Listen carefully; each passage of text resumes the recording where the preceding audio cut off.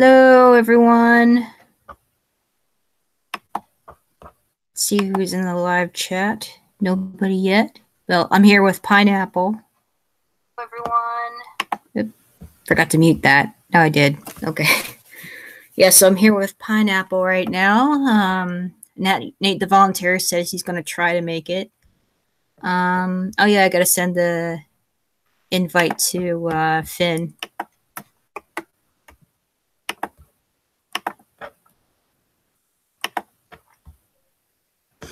I'm going to do that.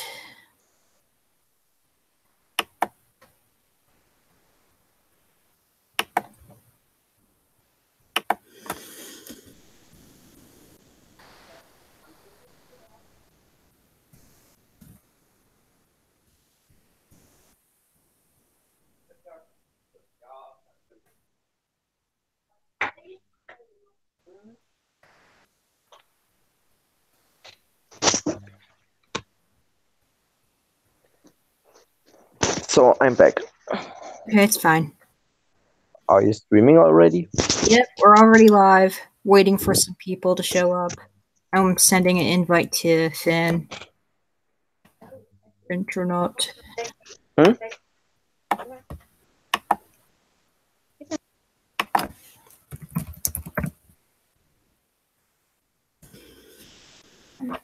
Right. Copying. Pasting.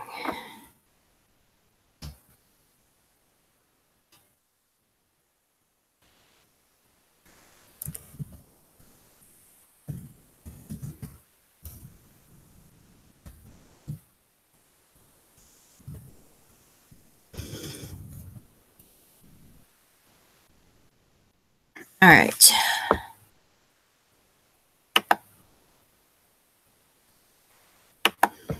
And spreading. So hope your New Year's wasn't horrible.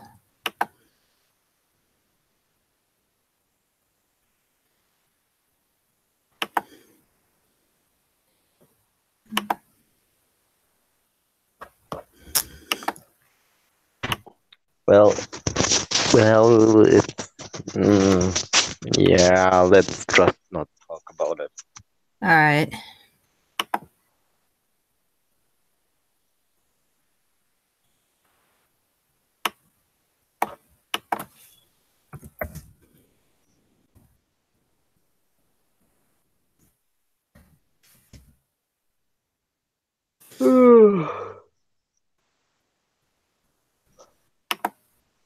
I guess I'll link the video portion. I am well. The portion too. I'm sorry. Do you think Finn will get around to talk to us? Maybe, maybe not. I just sent him the link. No, he's offline. Oh, he's offline. Oh, yes. Well, he may show up later. Who knows? Who else could show up around this time? Maybe Koi. Well, I heard from Revan that she's up and awake at this time. Well, she's offline too. Ghost is online. Ghost Fox? Yes. Okay. You could send him an invite. Esso is online. No, sorry, no. Why not? Long story short, over the summer, months ago, he upset me, but didn't really mean to, but did anyway. Nate just joined. Hey! Hey, what's good, everyone? Yeah, currently the chat is empty, I think. Let me check again. I was sending invites to people. Yep, nobody's in the chat yet. How are you doing, Nate? Good. I'm tired, but I'm good. That's good. Kitty, please go back to elaborate why you don't let Esso on the stream. I'm just gonna say that over the summer he Well, I don't really want to talk about it, but Yeah, okay, you don't have to. yeah, I'm just gonna say that I've been mostly distancing myself for a while, because he did something that upset me. He didn't really mean to hurt me, but he did anyway. Just something impulsive and stupid. Okay. He knows what he did was wrong, and I just gotta distance myself from him, mostly. Okay. Yeah. Maybe, well, June is online? I'm gonna check in a minute. Bring these chips away.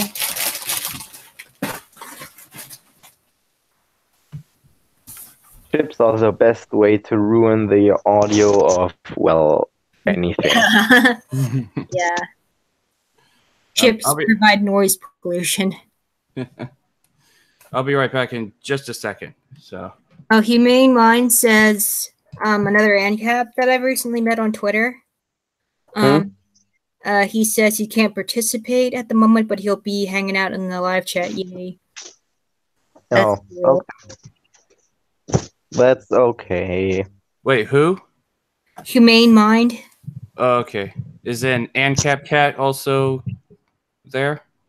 I don't know.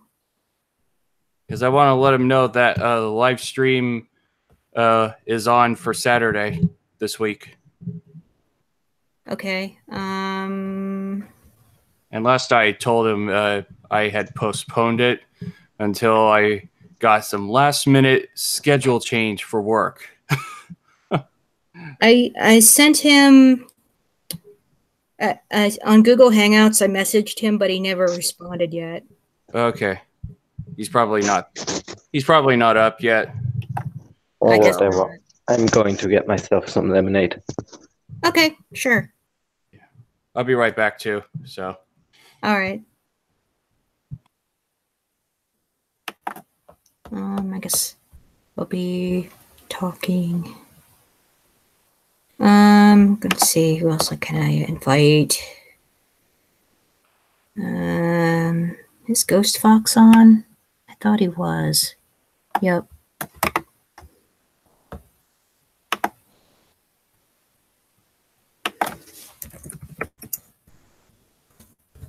Play stream.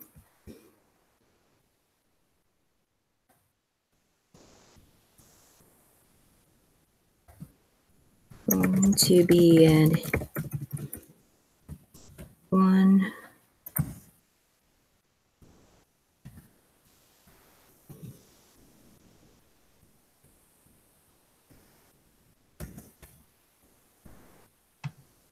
Okay, I'm back. Welcome back. I want to invite Ghost Fox in here. Oh, all right. Who else is coming? Maybe Fintronaut. He's not online right now. All right. Yeah, I hope Koi will make it. She may be arriving late. I don't know, but that's okay. She could always catch up later if she wants. Science. Are we live? Yes, we're live right now. Wow. Yeah. It was like almost time to start, and it was like a minute before the actual time I scheduled the stream to start. Oh. Yeah, and my dad already came home from his dialysis session a little early. So, Oh. Yeah. I would have sent the call link earlier, but I was helping my dad get into the downstairs bedroom, and so he's resting. Okay.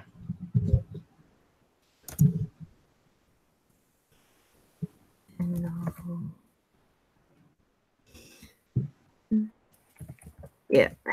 So I guess I could start on the rehashing from the last stream and going over parts 2 and 3. Wait.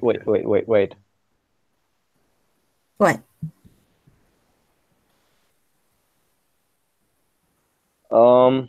Okay. I'm back. Okay. Sadly, there wasn't any Woodruff lemonade anymore. Aw. That sucks. Oh well. Yeah. Gonna have to go to the store later and get some more, right? Well, it's it's 16:15 here, so 18:15. So yeah, that probably won't work. Whatever. All right. Okay. Humane Mind is in the chat. He says hello. Who are you speaking with? Who are you asking if I streamed with Atomic Ancap earlier or whatever he was calling himself at the time? Well, I think I was, if you're talking to me. I have streamed with him more than once.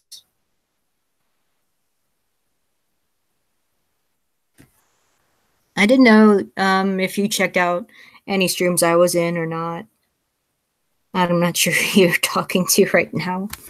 A little confused. But I'm answering the question. I answered the question anyway. Okay. Got the live chat right in front of me. All right. So, Crow wants to join, but apparently the link isn't working for him. Oh, I'll send him the Hangout group link.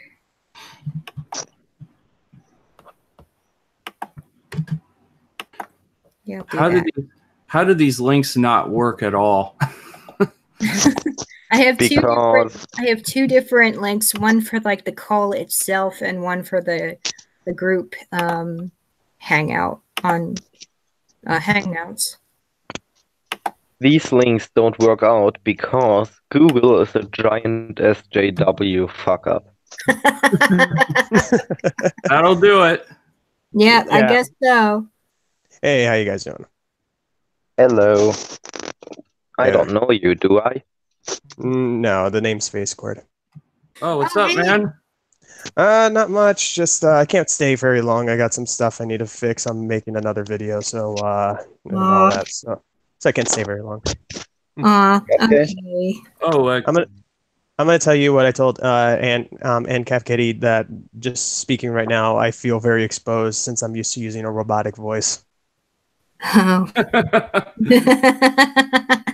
Hoodie Demon felt the same way when he revealed his voice. Yeah.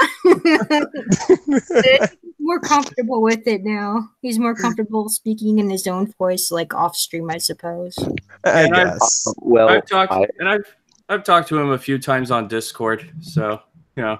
I like the distorted voice pretty much. So yeah, it works for him, I guess. Have we ever heard Reason's actual voice? No, I don't think so. Reason is one of those who managed to stay completely anonymous. Wait. I think he spoke with his actual voice once when the Wasp Report interviewed him. Oh. Well, wait, really? So I heard from that guy. Also, did any one of you notice that Reason actually has a really low profile, like everywhere?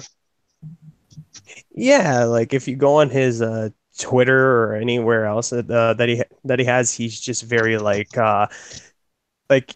he just keeps low. He just doesn't really say much or really say anything that really exposes himself.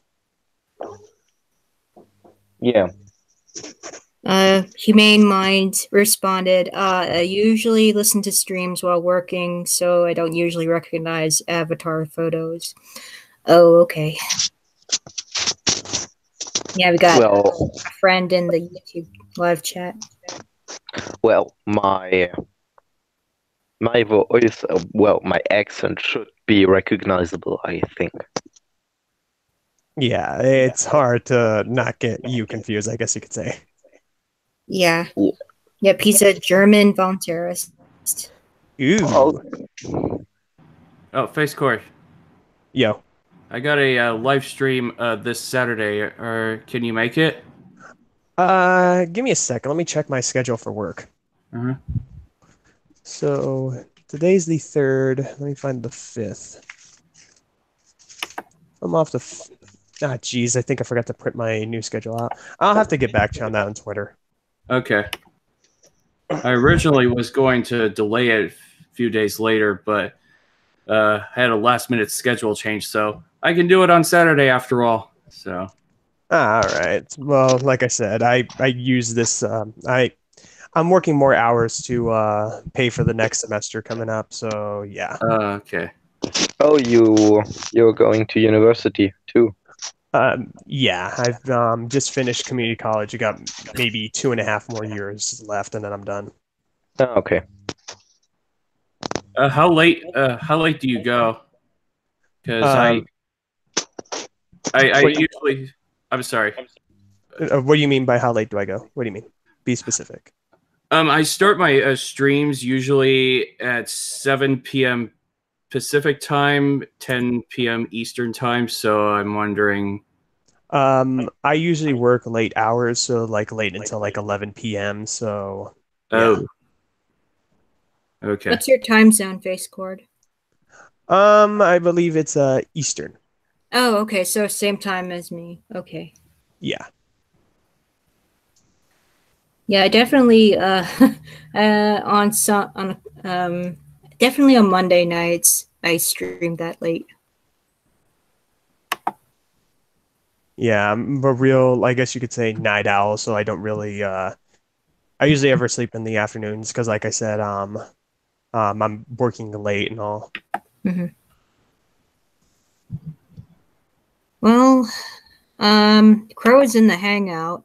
I'm not sure if he's able to make it into the call. I just messaged him. Oh, Eric July. I forgot to mention Eric July retweeted my tweet where I mentioned that I became his 50th patron. Yeah, I saw that actually. Cool. That is cool. Yeah, and he mentions on his Patreon if I'm giving him $100 a month or something, I can be a guest on his podcast. So, why, you lucky bastard. Yeah, that'll be a while away. I kind of want to spend some time with my show for a while until I become more noticeable. Maybe. I'm sorry? Until maybe he could come on. Yeah, probably. Yeah. If you could get Eric July on your show, I would literally probably melt down because I'm like, how can he get him on his show, but I can't get him to recognize some of the things I've done. Yeah, I know. I did request that he come on, so I don't know. I kind of feel bad for not supporting anyone via Patreon, but I need to save up that money for a little project that you guys might get to enjoy later. Nice. Like to the end of this year. You'd be surprised how many people are shocked to hear when they ask, like, hey, in your first video, you don't even mention that you have a Patreon or even on your Twitter. Why is that? And I just tell people, because this isn't really something I'm doing for a living. This is just something I'm doing for a hobby. Ist der wieder Keter gewonnen, oder? Hey, Night Shift. Hast du ausgemacht? Hey, what's up? Hey, welcome. There he is, man of the hour. Yeah. Well, I guess Crow's gonna show up late. I think we've just casually talked enough. Anyone can arrive late if they wish. Interested in going over a summarization of what happened on Monday night's stream. Yeah, I gotta get going maybe about in 30 minutes or an hour or so. I gotta head out in a bit. Okay, well, I'll get right to it. Facecord, have you ever heard of the fifth wave? Sounds familiar, but I could be thinking of something else. Could you clarify? It's a science fiction dystopian novel that's also in movie format. Sounds interesting. Yeah, it's these really advanced aliens they invade and attack humanity through in massive ways. Like the first was announcing that, hey, we might as well get started on exterminating you, so we're going to knock out your power. So it's mass EMP. That was the first wave. So you said this is a book that's being made into a movie? The movie is already out. It's been made into a movie. Okay. Yeah. And it was like the aliens. They hit us with like power outages, then like disease, then like tsunamis, natural disasters and whatnot. And then like earthquakes and tsunamis, and so these guys have the capability of causing natural disasters. Yes. That sounds awesome. I've watched that movie. You have. It's actually kind of confusing, really, because like, was it actual aliens that were attacking us, or was it just people? Like, what was going on there? Well, in the book, it clarifies that there are aliens, but in the movie, I think it just could have been just a government acting. Yeah, because in the movie it never really shows the extraterrestrials, does it? Yeah. Yeah, it never really implies that there is actually an extraterrestrial, that it's all fake. Yeah, the way it sounds, That's interesting is that I can imagine the state actually doing something like that under false pretense of alien invasion. Oh yeah. Well, put any situation in which I think as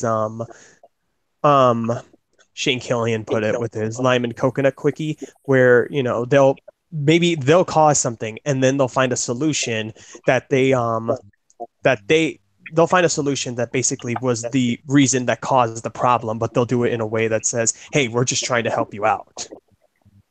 Yeah. Well, to be honest, I probably think that most spacefaring races, if there are any, and I think there should be some, would be Ancaps by now, or otherwise they wouldn't even reach that amount of technology needed to be, capable of traveling these distances. Mm-hmm. More than likely. More than likely. Yeah. Yeah. Speaking of the Fifth Wave movie, I recently watched it again myself, and in watching the movie, it's been, I don't know, at least 2 years since my mom first got it. We first watched it. It was like at some board gaming event. It was like a board game movie night type of thing.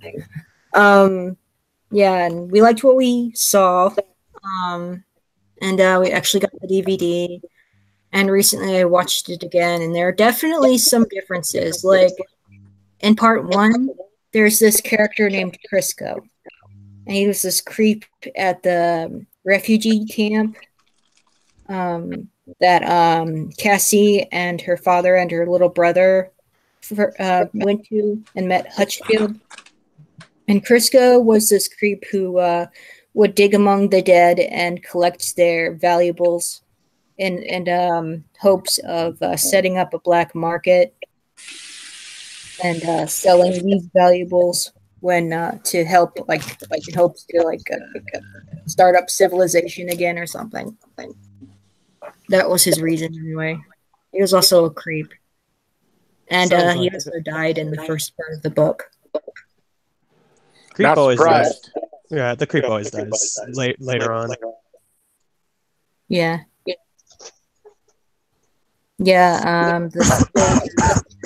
One of the soldiers that came from that secret military base, right, Patterson.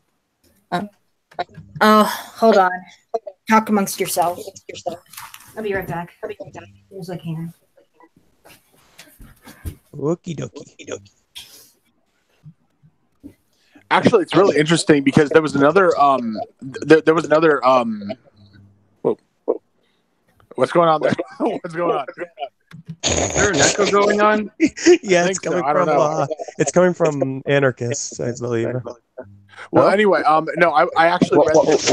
What happened? I read these books in this series that it was called the Colonization series. It was written by a guy named Harry Asimov. Turtledove. Ah, okay. And it was kind of like the Fifth Wave sort of, but it was an alternate reality where it took place like right in the middle of World War II. We got invaded by a bunch of aliens. Wait, And, that sounds familiar. Actually, that actually sounds familiar.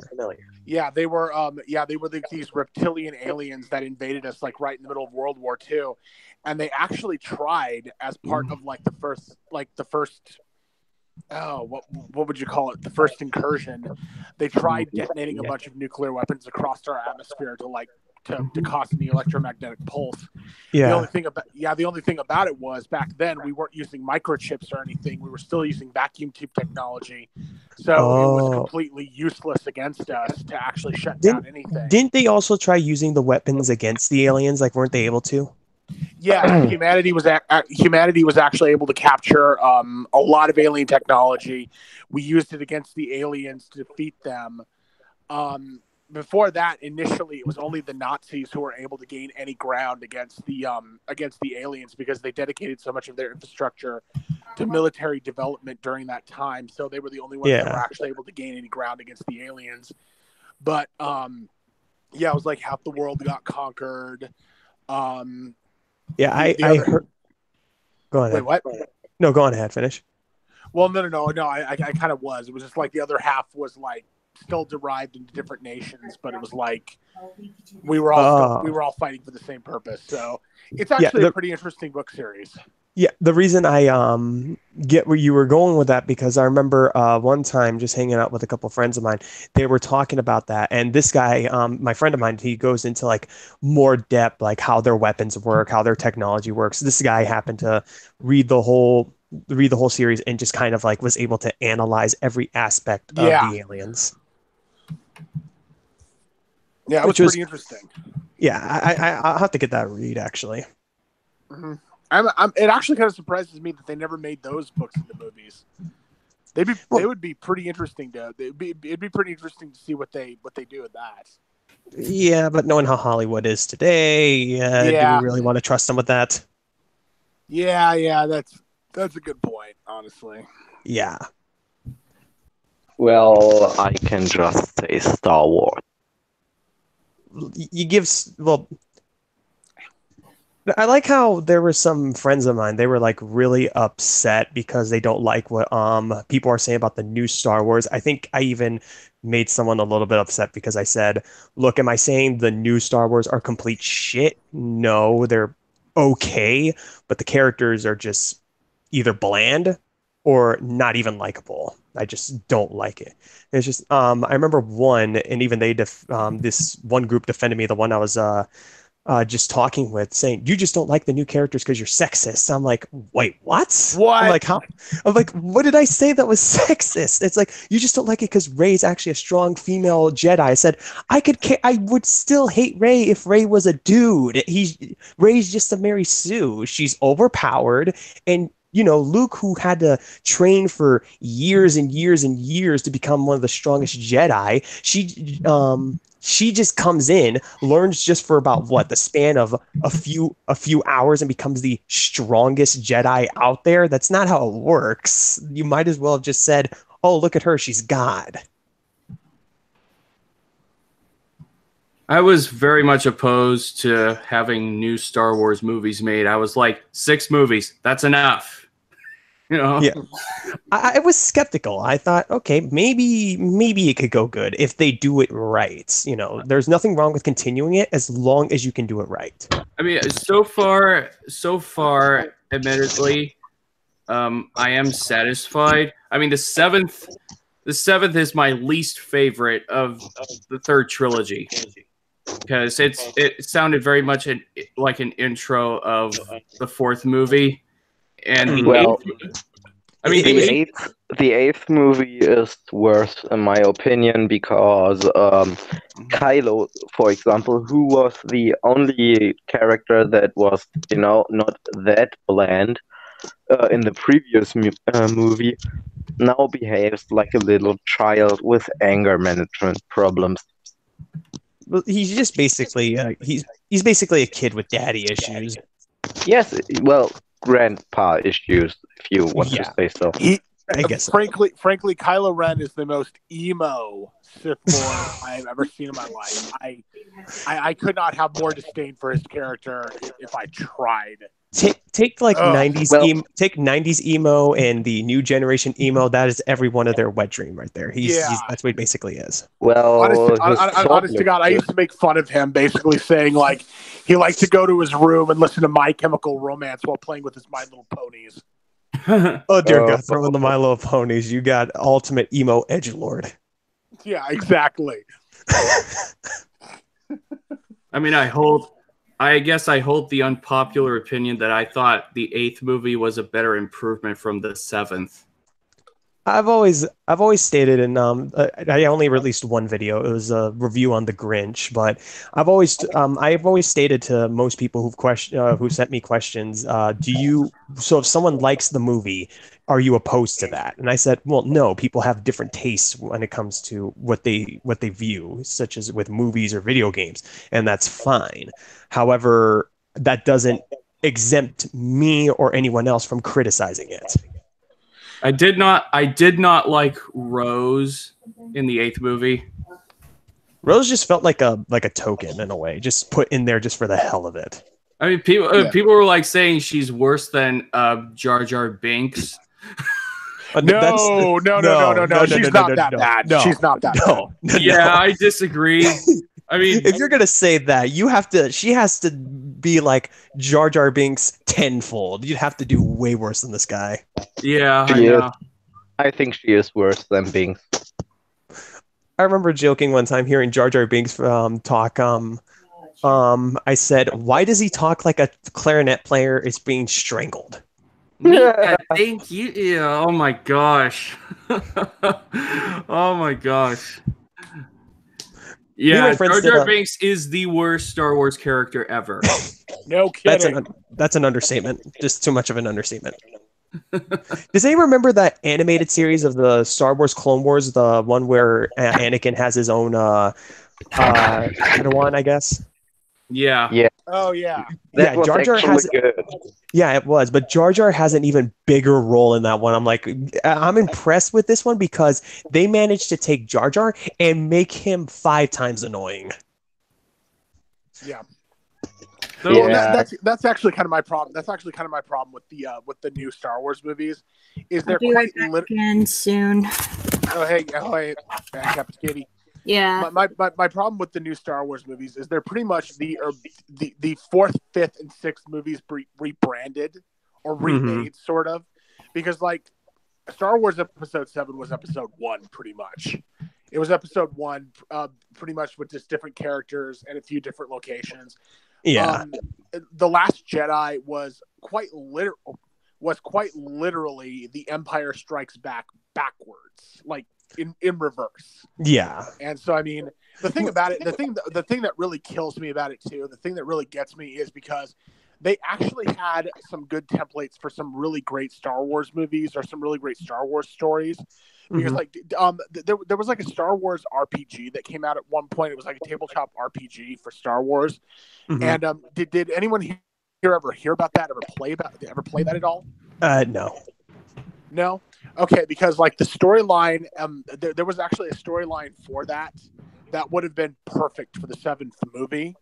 The only thing that is that they would have had to change characters on that a little bit because it was like Luke Skywalker and Princess Leia right after the 6th movie.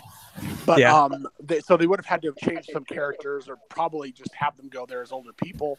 But it was like right after that. But I mean, in the RPG, they go to this like it's like a Jedi Sith like it's like this ancient burial place for Jedi and Sith. Who are there for thousands of years, and literally one of the first encounters, one of the first battles you have in that is with reanimated Sith zombies. That sounds freaking epic. Yeah, I know. They could have actually had that as part of the 7th movie. Yeah, I would have given it props. I would have given it props if it did that. I know. Honest to God, but they didn't. They went with this crappy rebranding of the fourth movie, And it kills me. It just kills me because they had great templates for good movies and they didn't use them. What about basically every Knights of the Old Republic movie they could have made? Well, the jury's still out on that. They might still make those. They might actually still make those. Please, no, don't ruin that for me. Well, maybe they could do it right, but like I said, knowing Hollywood today, they screw a lot of things up that they make into movies. Maybe you guys have heard of that new Darth Vader web series. I've looked at the first episode and it was really good. Oh, by the way, to jump in, Ancap Kitty, that little parody that I decided to make, it's rendering right now. It's almost done, so I'll be sending it into the Discord. Oh, great. Yeah. Yeah, it's going to be great. Oh, I'm sure it's going to be epic. I'm going to love it. Oh, that sounds evil. Okay. I'll explain. So, we were talking to the Discord last night with a couple of friends, and Ancap Kitty mentioned the song by Rick Astley, the Never Gonna Give You Up. And I said, imagine someone taking that song, showing a bunch of pictures of the government and articles of it shutting down, and just say Never Gonna Give You Up. Oh my gosh. So I made a parody. I'm making a parody music video of it on Power Director, and I'm going to send it into the Discord.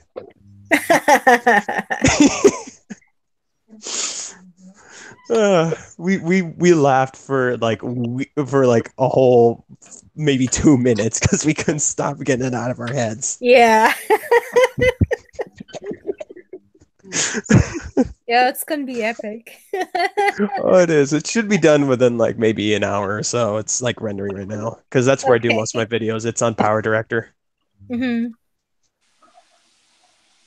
I still also got to finish my script for my new video. Actually, I got 2 new videos that I want to release. Nice. Yeah, one's kind of more relaxed. It's more opinionated of what I think were the worst games probably released in 2018, and the other one's on more critique and analyzing on Lele Pond's dumb rip-off of Friends. I still have your video on my channel. The You Know You're a Statist? Yeah, I got that. I still have that. Yeah, I know. I still go and watch it every now and then, and I'm sometimes I look back and I said, "Wow, I could have used a better voice modifier back then."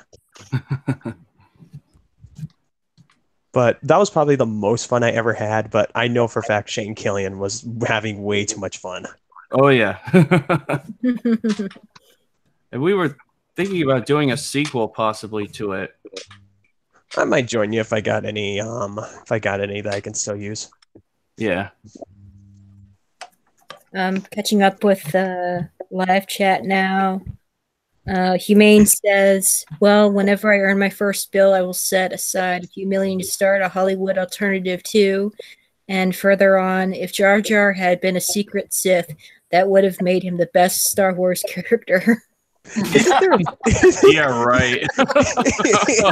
Isn't there like a theory that supposedly all the events that connected to Star Wars got confirmed? What?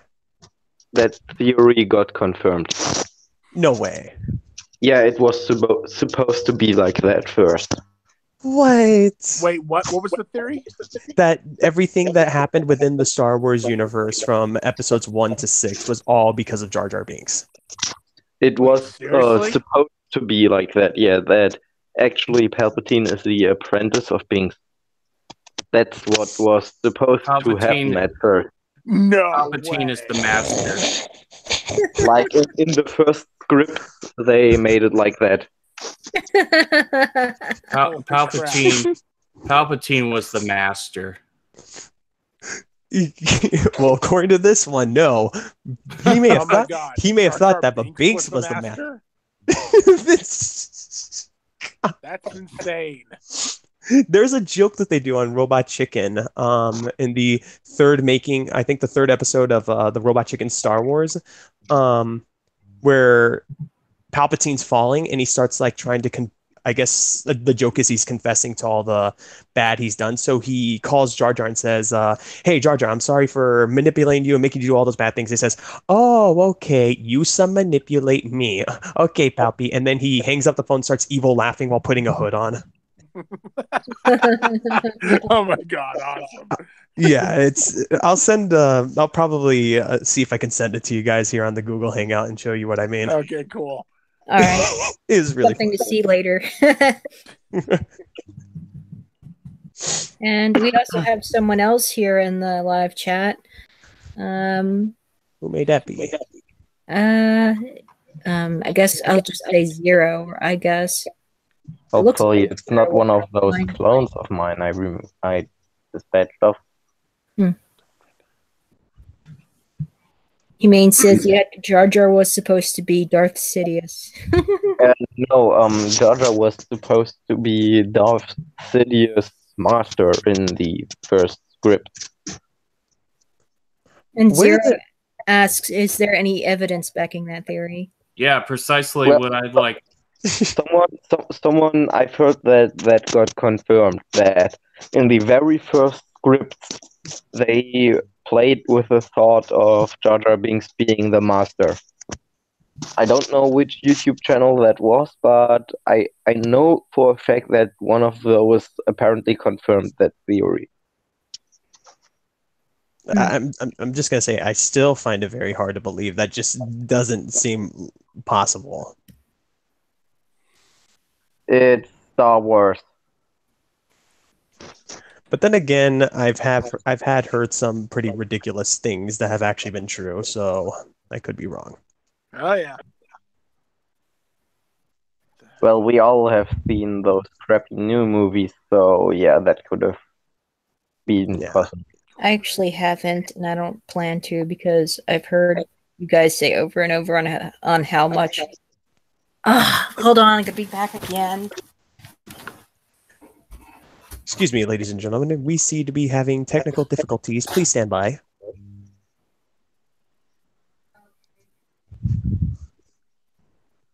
Yeah. But what was it?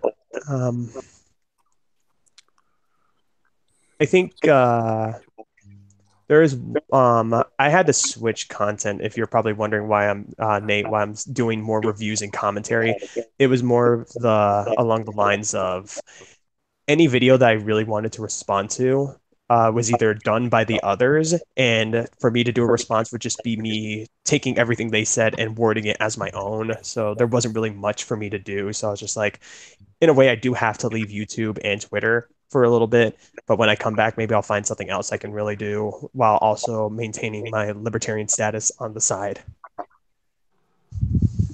Impossible.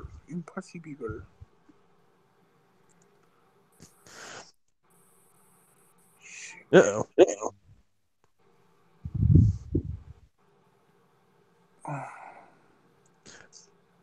I'm still trying to process that in my head. I will say that. I'm still trying to process the whole Jar Jar theory.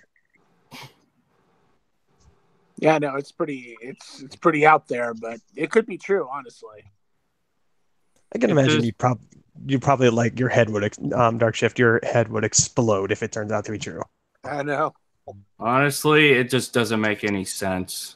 A lot of things don't make any sense. I mean, I can name you plenty of things that don't make any sense.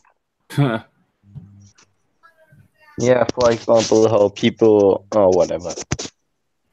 Or the fact that people think that you could multiply wealth by dividing it. Yeah. Right. That was somewhere along the lines of what I was about to say, actually. I actually wanted to say how people could think that communism was a good idea. Yeah. But close enough. Yeah, that was. I did used to make fun of a coworker who was I quote anarcho-communist syndicalist. Well, what? That doesn't really make sense. Okay, so first he was a communist, then he became an anarcho-communist, then he became a syndicalist, and then he combined all three together. Wow.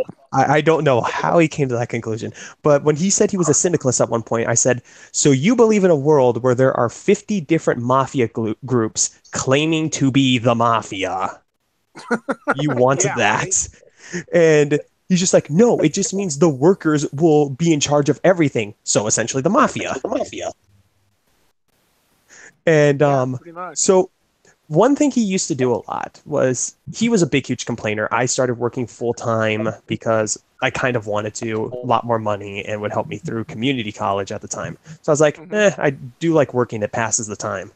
So I got more pay, and he was pissed off about that because he works minimum hours, and he thinks he should be paid the same amount as me. And I said, you work 4 days for 6 to 7 hours. I work 5 days for 9 hours. Why should you be paid the exact as me? I said, I'm putting in more effort than you. And you're also the guy who likes to brag about calling off work because you don't feel like working. And I said, if anything, you're kind of a real communist. You believe in redistribution of wealth, right? Well, who do they call when you call off of work? They call me.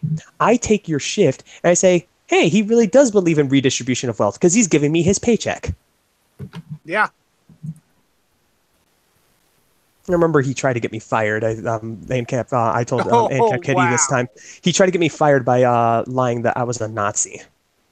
Oh, wow. Really? Did it work? What do you think? No. No, it didn't. I asked him, how am I a Nazi? And a lot of things were more along the lines because I didn't either agree with him on a lot of his communist views but most of what got me laughing was because, and plus you believe in capitalism. I said, okay, let me ask you something. What part of Nazism is voluntary?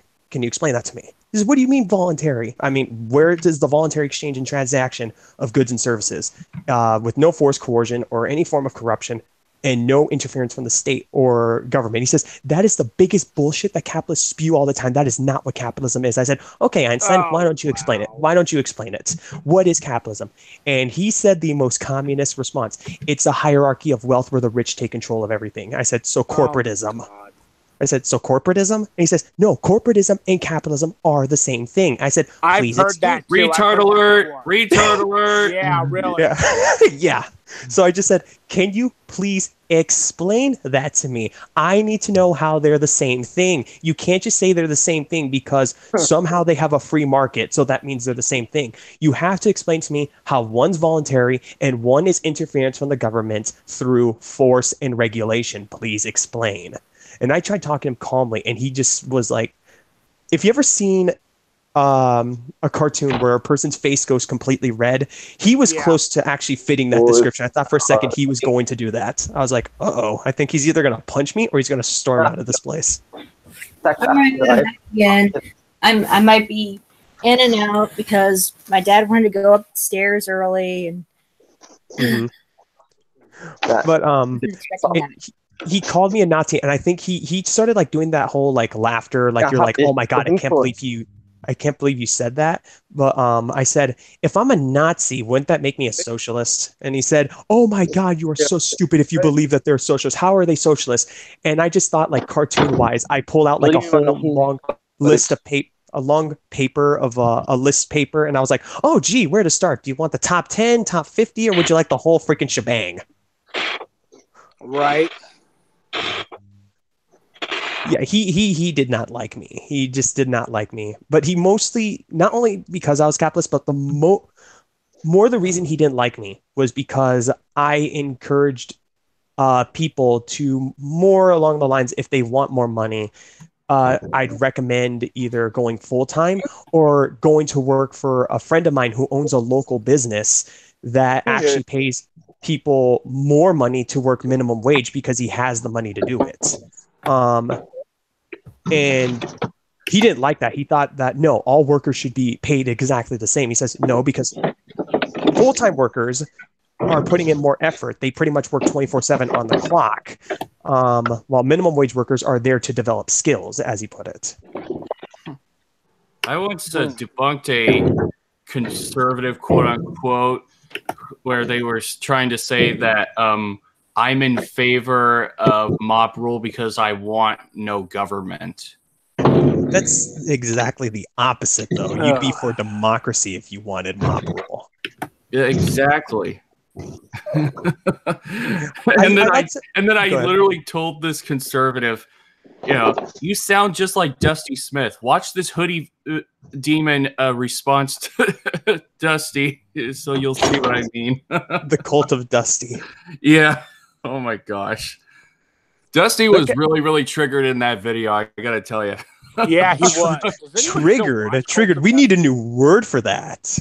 My favorite part in Mr. Dapperton's response to Dusty was the part where Dusty says, "We should be taking care of each other. We should be looking out for each other." And then Mr. Dapperton goes, "That's not your actual position. You want the government to take care of you while you scratch your balls."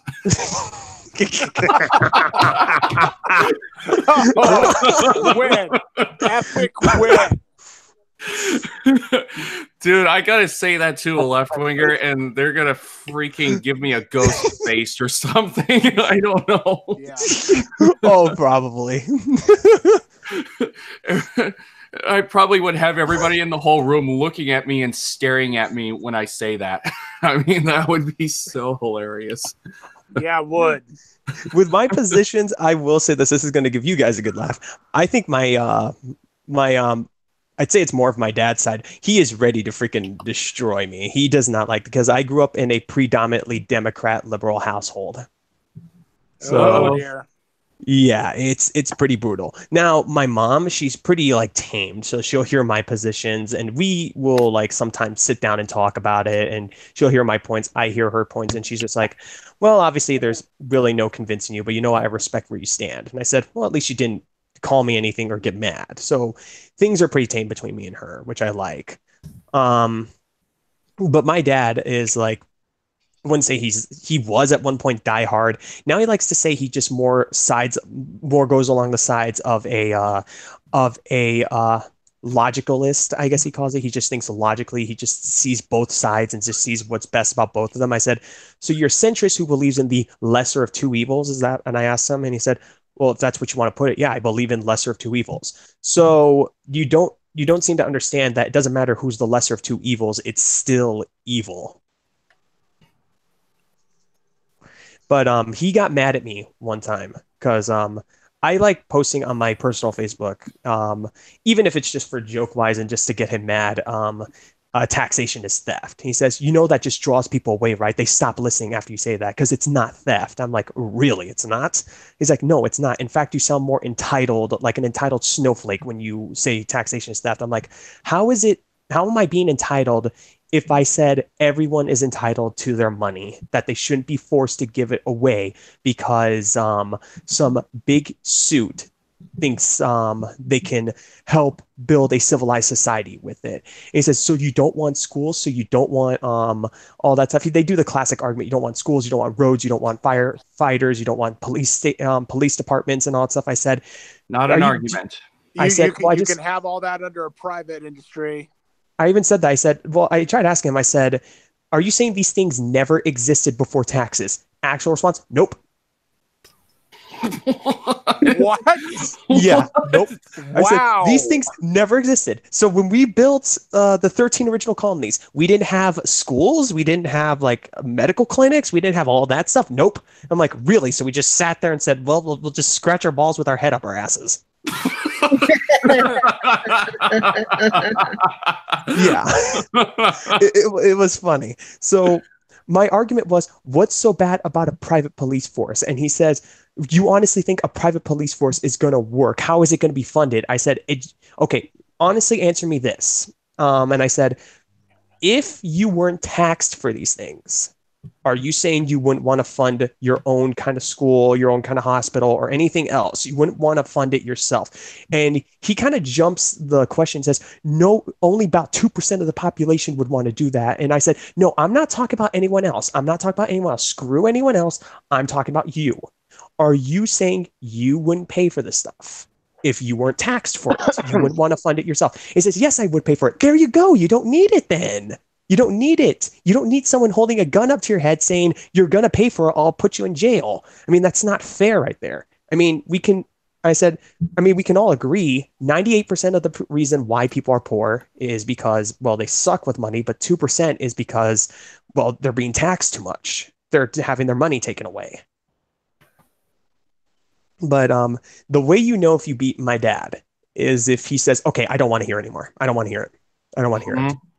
And he goes to the classic cop-out argument. And he says, you're just brainwashed. Oh, come on. I'm like, brainwashed? I'm like, Dad, I've been talking like this since I was 11, before I even discovered YouTube or anything on the internet. How can you say I'm brainwashed when I came up with this own thought process on my own? Oh, boy. Yeah. He does. He agrees with some of the philosophy, but he says that basically privatize all that stuff. Just basically libertarian ANCAP lifestyle is all basically unicorns and cinnamon buns. It will never happen, and it could never work. Oh, gosh. I'm like, well, how would you know, considering it's actually never been tried? We never once gave it a shot because government keeps telling us, no, because if we do that, millions of people will die. While over 250 million of people have been slaughtered, Killed by genocide, by government. Yeah, I told him that one time, and he said, well, obviously those a lot of governments are bad, but there are some governments that are tolerable. And I said, yeah, I think H.L. Mencken put it himself. It's probably the worst creation we ever made. Yes, there are tolerable ones, but even the tolerable ones only want an arbitrary control and total authority over everyone. So even the most tolerable ones still go for what bad governments go for. A humane mind adds, the argument is always, give me your money because I know how to spend it better than you. No socialist ever argues that someone else should have their own money. Yeah. Whoops. It was truly a laugh. I mean, I'm sure. I mean, me and him, like, obviously I still love him. He still loves me, but it just seems like we can't get along when it comes to that one. I mean, I think he's just more stuck on the whole idea that I'm being influenced to think a certain way, but when you meet me in real life and all that stuff, I'm not really this political. I'm more like, I only get political when I say, oh God, I heard one of the dumbest things I ever heard. I have to say something. Yeah. Sad thing is that, well, most things they just say are among these dumbest things. I did have one time where I was in the club I'm in. It's Young Americans for Liberty at university, my university. Someone asked me, and they said they saw this on a Sargon video, which, you know, I kind of respect him in a like as a respectable opponent kind of guy. Some things I kind of agree with him on, but not all the way to where I'm like gonna kiss his ass. But one of the things he says is that there's no such thing as a status. It just seems to be a thing that libertarians have made to just call anyone who doesn't agree with them. And I debunked that. I said, no, if you look at the definition of a status in political science, it is defined as a person who believes in state control over civilians and economics. It's the belief that the state or the government, it can responsibly handle things better than private businesses or anyone else. And it's the opposite of anarchism. It's while anarchism believes in no state or government power, statism believes in state and government power. Yeah. And I said, I do give credit. I have met too many libertarians who do call people who don't agree with them statists. And I say, okay, well, first off, you got to hear their argument. Maybe they don't agree with the libertarian philosophy of anarchism or maybe something like that. But there have been some libertarians who I've met who do just call anyone statists.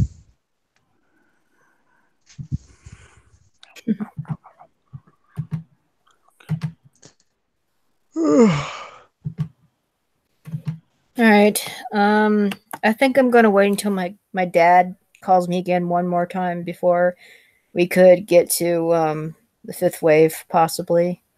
Gotcha. Hopefully it's not too soon. I got to leave in about, what, 15 minutes? Oh. Well, you could always catch up later. Or maybe I'll just catch it on the live stream rerun when it's uploaded. Okay. Yeah, I just wasn't expecting my dad wanting to go upstairs sooner. I thought he would be laying down for a while, and Yeah, this I was get you. totally unexpected. And I get you. I get you.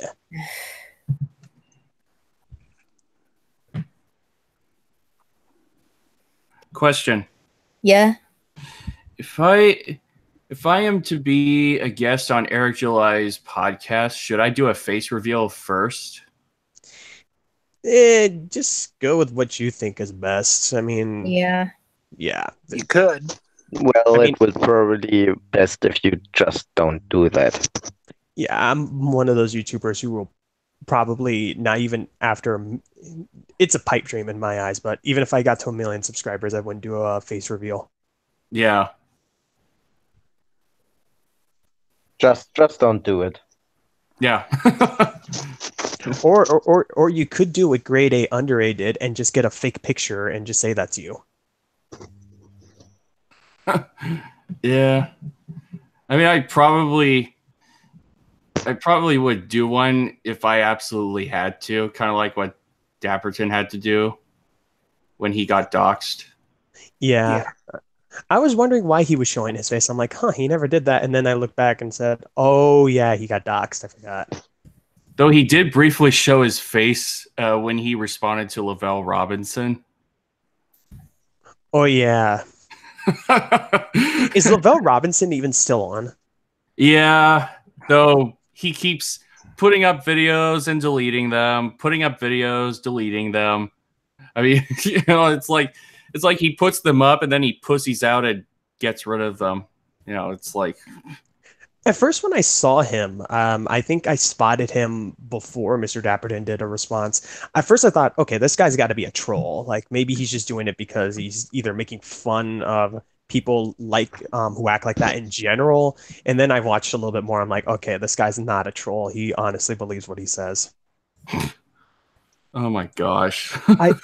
That's why I've always told people, if you're going to do a response to people like that, just make sure they're not a troll. The last thing you want to do is respond to a troll, because then you look really dumb for doing it. Make sure, like, there's a way to spot them, I say, and that's, are they over exaggerating? Do their arguments make no sense to the point where, okay, that one felt like you had to properly put it together to make sure it made absolutely no sense? And is there self-contradiction every step of the freaking way? Like every step to where it's noticeable. If it's noticeable, then it's like, okay, they're a troll. But if they're doing it unintentionally without them knowing, there's a good chance they're not. Yeah. I mean, honestly, I'm not ready to do a face reveal anyway, so I probably wouldn't. Yeah, I probably won't do it. It's a trap. Yeah, most definitely.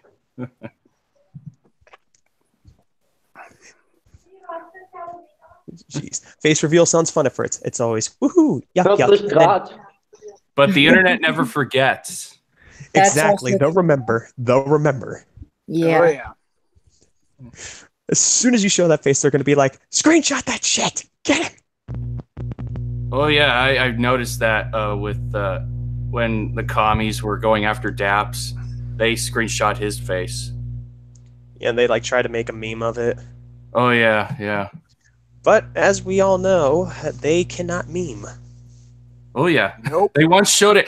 I remember Mr. Dapperton showed a meme where a commie was like responding to some tweet, and it showed an owl, and then someone told that commie, that's a picture of an owl having an orgasm.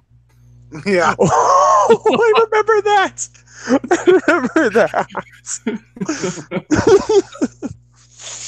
So right there, that just shows the left doesn't know how to respond, and they don't think before they respond. I mean, yeah, it makes sense. First time I saw that, I said, The first time I saw that, I didn't even need to see the response. I remember it was just a response on Facebook, but I remember seeing that, and I said, I don't think I even need to see the response if there's any on the bottom to tell you what that owl is doing. And then someone said on the bottom, I said, yep, they confirmed it. Yeah, it was an owl expert that responded, that told that commie. Oh, man. Actually, the only reason I knew was because I was looking at different owl faces one time, and this was late night. I was so bored trying to make a meme, and I saw that face. It was not the same picture, but it was a face that looked similar to it. And it said, the face, this is a clear sign that an owl is having an orgasm. Like, what? So I'm like, wow, I didn't need to know that, but maybe I'll use that for a meme one day. So the next day, I happened to see that, and I'm like, oh, dear God, they actually used a picture that's similar to that. So I'm just like, please tell me they realized that. Please tell me someone responded. Look at the bottom. Someone did respond. I'm like, oh my goodness. Yeah.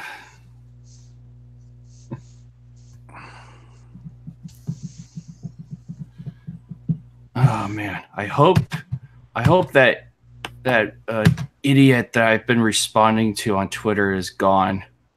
You mean Alex? Oh, that Alex guy? Yeah. Yeah, same. And he uses an outdated study to back up what he's saying. I can't stand that. I remember I looked more into this whole, like, remember there was the talk that they wanted to put pedophiles in the LGBT and that got debunked. I was trying to look more into it one time because I wanted to possibly make a video of it. It turns out it was a 4chan post that was started by someone who was trying to expose actual pedophiles. Like, the whole intention was, hey, this is happening, but behind the curtains it was like, no, this isn't really happening. We're just trying to get them out there. So some of them actually fell for it, and this person who did it actually leaked information, leaked their information to the police, and they got arrested. Oh, really? Yeah, I was actually really surprised when I found that out. So I was like, oh, so this was to expose people for being pedophiles. That's good. But ever since then, yeah, people like Alex have been coming up all over the place and just saying like, hey, why are you shaming us? We haven't done anything wrong. I'm like, you believe in doing something that basically scars a child for life. Yeah, believe definitely. in having sex with children. Fuck off. Yeah. I've heard my response, at least. I have read countless stories of children who have suffered sex abuse, and it does harm them. Not just physically, but psychologically as well. Oh, yeah. I remember leaving a response with my old FaceCord Twitter, the one with the dumb red robotic face. But I remember responding to one of them, and I said, "Hey, I got an interesting trick to get all the harassment to stop." And they actually responded, and they said, "What's that? Take your bottom lip, pull it over your head, and swallow." What? Yeah, take your bottom lip, put it over your head, and swallow. Oh, man. Yeah, and he says, you see, you're just as bad as the rest of them. And I said, if hating on you for traumatizing little kids is a bad thing, I don't want to be right. And then that was blocked. Like always. Yeah.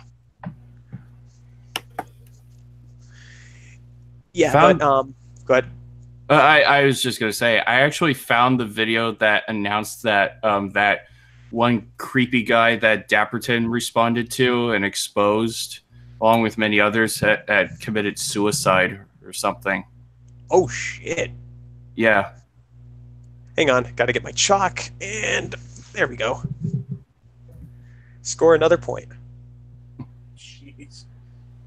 Hey, pedophiles don't deserve any mercy. Oh, no. They're not. They are not getting any sympathy from me. Nope.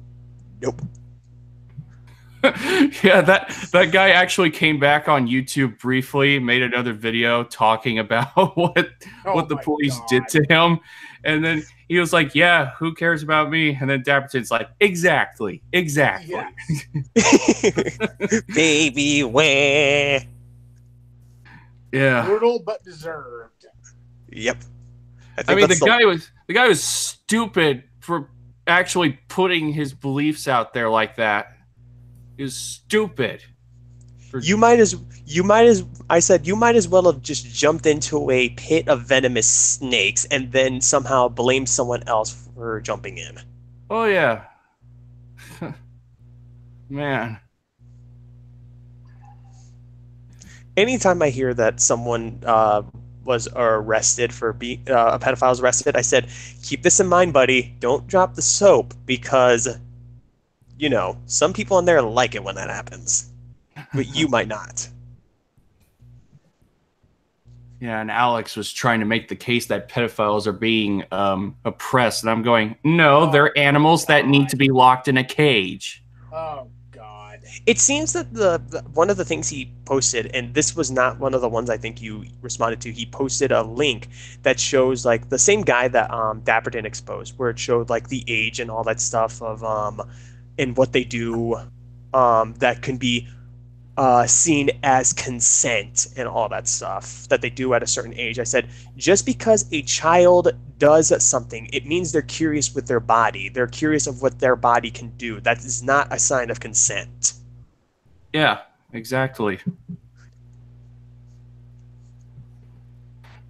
It doesn't mean it's open season. Jeez. Right. Can it be open season on pedophiles though? The creepiest cringy part from that creepy guy that Dapperton responded to was the part where he went, now let's go on to toddlers. Ooh, best part. God. I was like, ugh.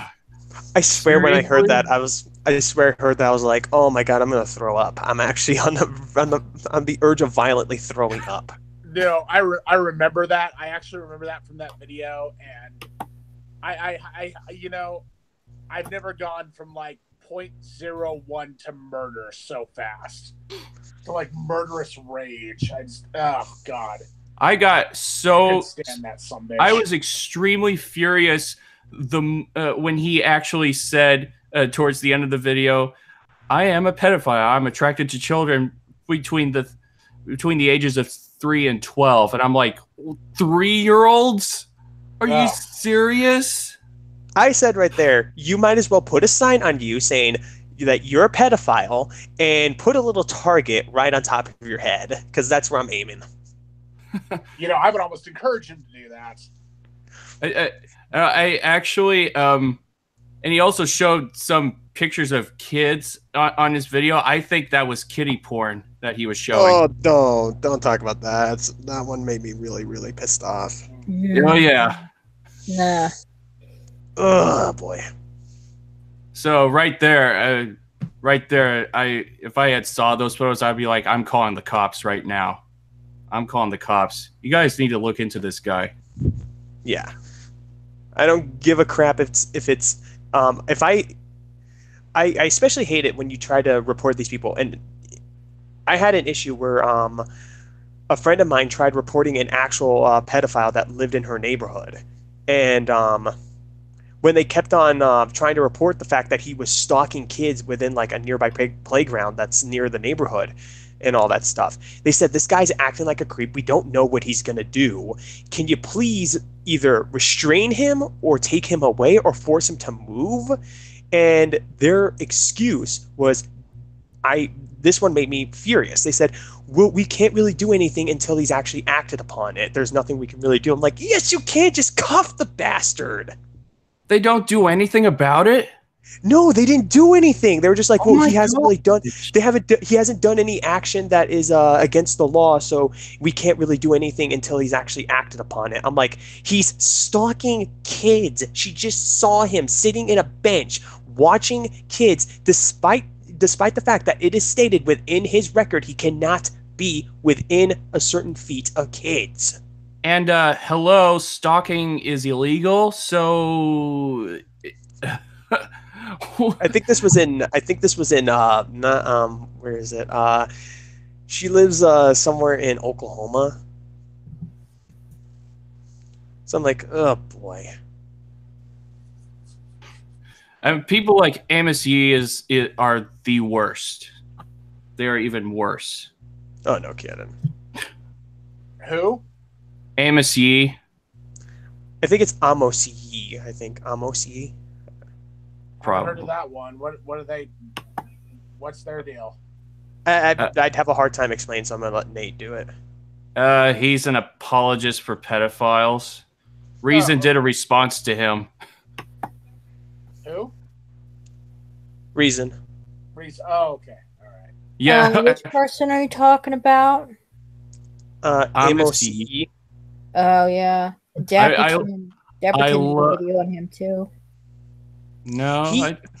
He threatened Dapperton at one point, actually. Yeah. Oh yeah. Oh yeah. Dapperton's kids.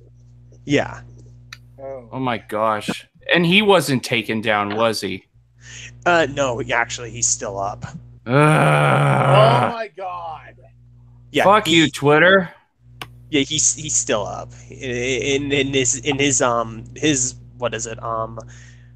His tweets are just getting worse and worse. He's now broken down the point of like where he's lost his mind and he's completely nuts and an idiot. Now he's somehow broken through that center and reached new depths of stupidity and just basic flat out creepiness. I did like a Reason's response to him when he was doing the the number of fallacies that Amos was making. The ding ding ding, The counter. all of that. Yeah. I think there was like around 20 of them. So every time there was a ding, I was just cracking up. It was Almost is a creep. He's a bastard. I don't know how these big tech giants are letting these perverts getting away with murder. It's complete murder. Well, maybe some of them in the big tech industry are among them. Oh yeah, I truly believe that. That would really be a surprise. Possibility.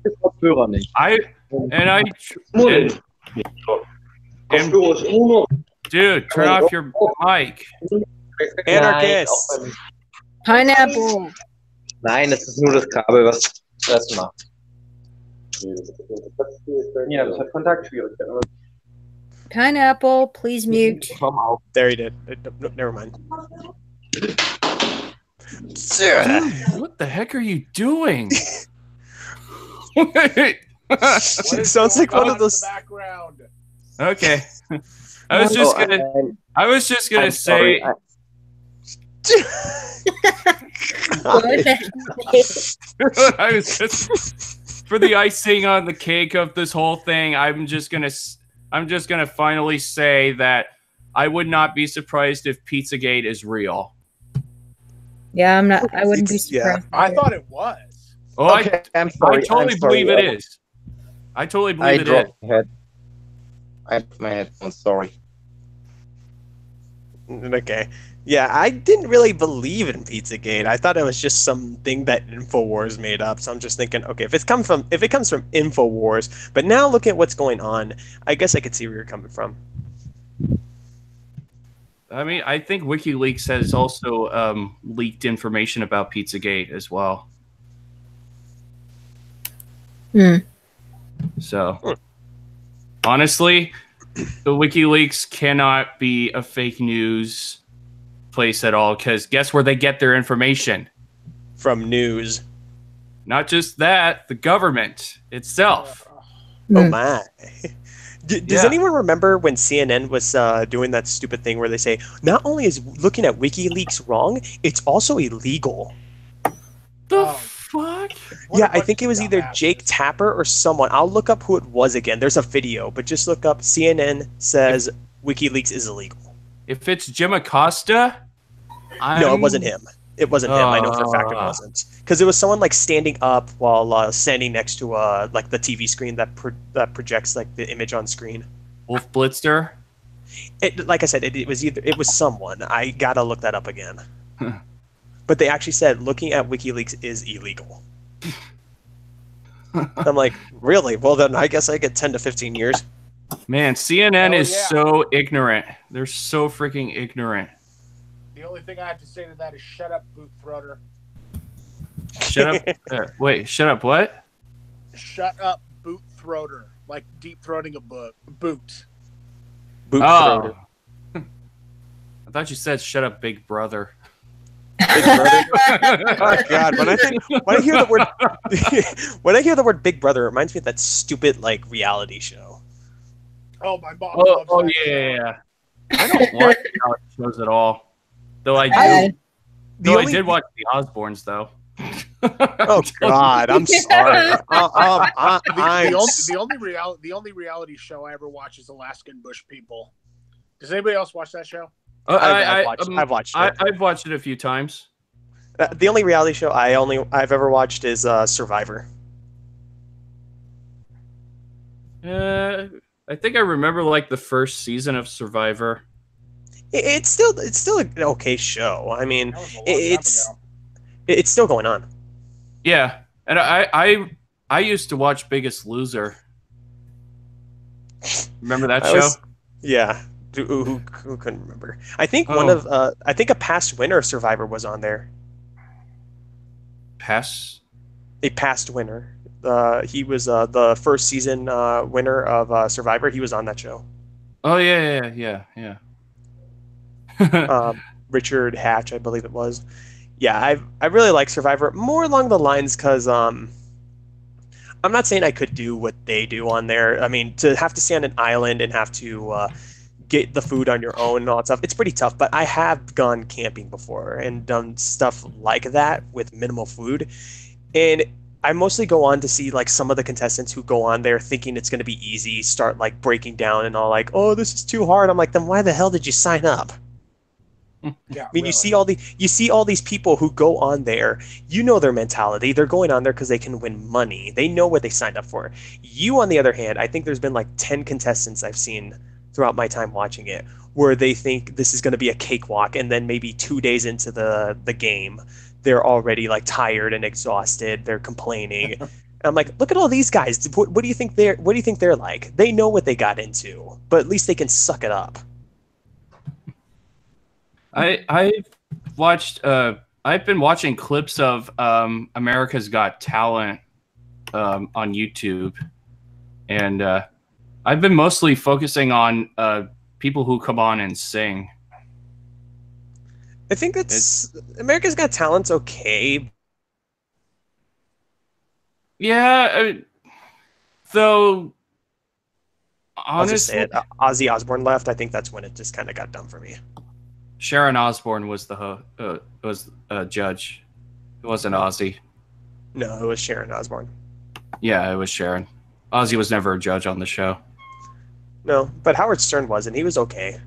Uh, Like I said, he was okay. He wasn't great. I did like when Ozzy and Sharon were the guest host of the WWE Raw back in 2009. Oh dear God, That was so freaking funny. it was. Yeah, they had a whole bunch of these wrestlers coming on and demanding stuff, and Ozzy is like looking at them like, oh my gosh, what is going on here? You guys gotta watch. It is on YouTube. You guys have got to go watch it. It's so freaking hilarious.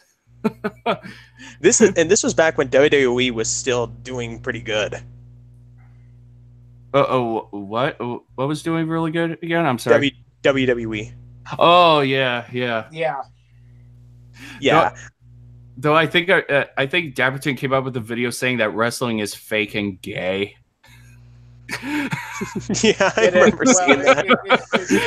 Then he shows one clip of a bunch of guys, they're like grabbing their dicks and screaming. Oh, yeah. It's like someone I know saw that. It's like a row of like 5 or 6 guys, and they're doing it at the same time, and I'm like, oh my god. Oh my god.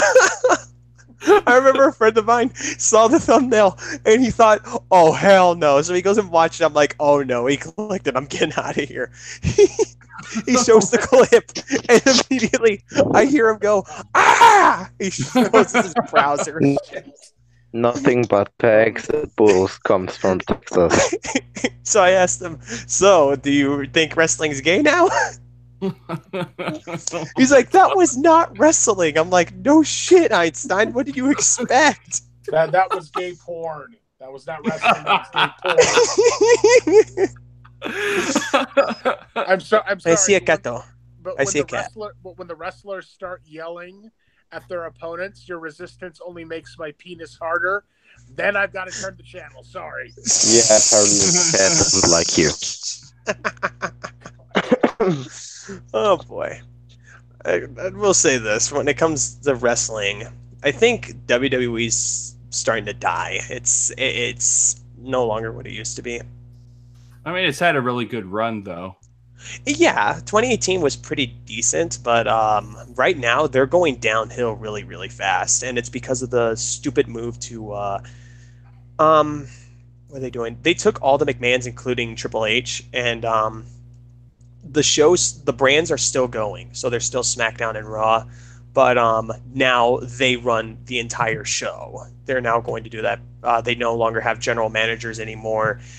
And now they're trying to come off as the McMahons are just neutral. They're and they made it clear we're no longer making the calls, you all are. I'm like, you guys are doing exactly what you tried doing in 2012, and that didn't work out well, because when you give the fans the ability to decide what happens, it works out well for a while. But then keep in mind, when nothing is met, then they get pissed off because they're not being listened to.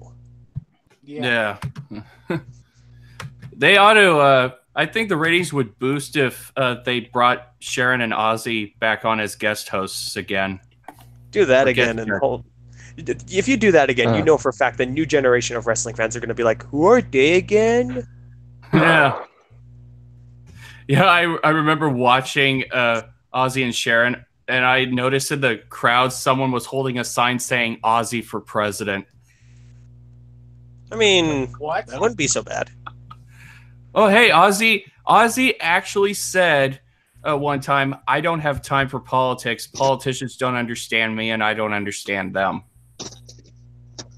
Good. Well, we understand politics. They just don't care to understand us.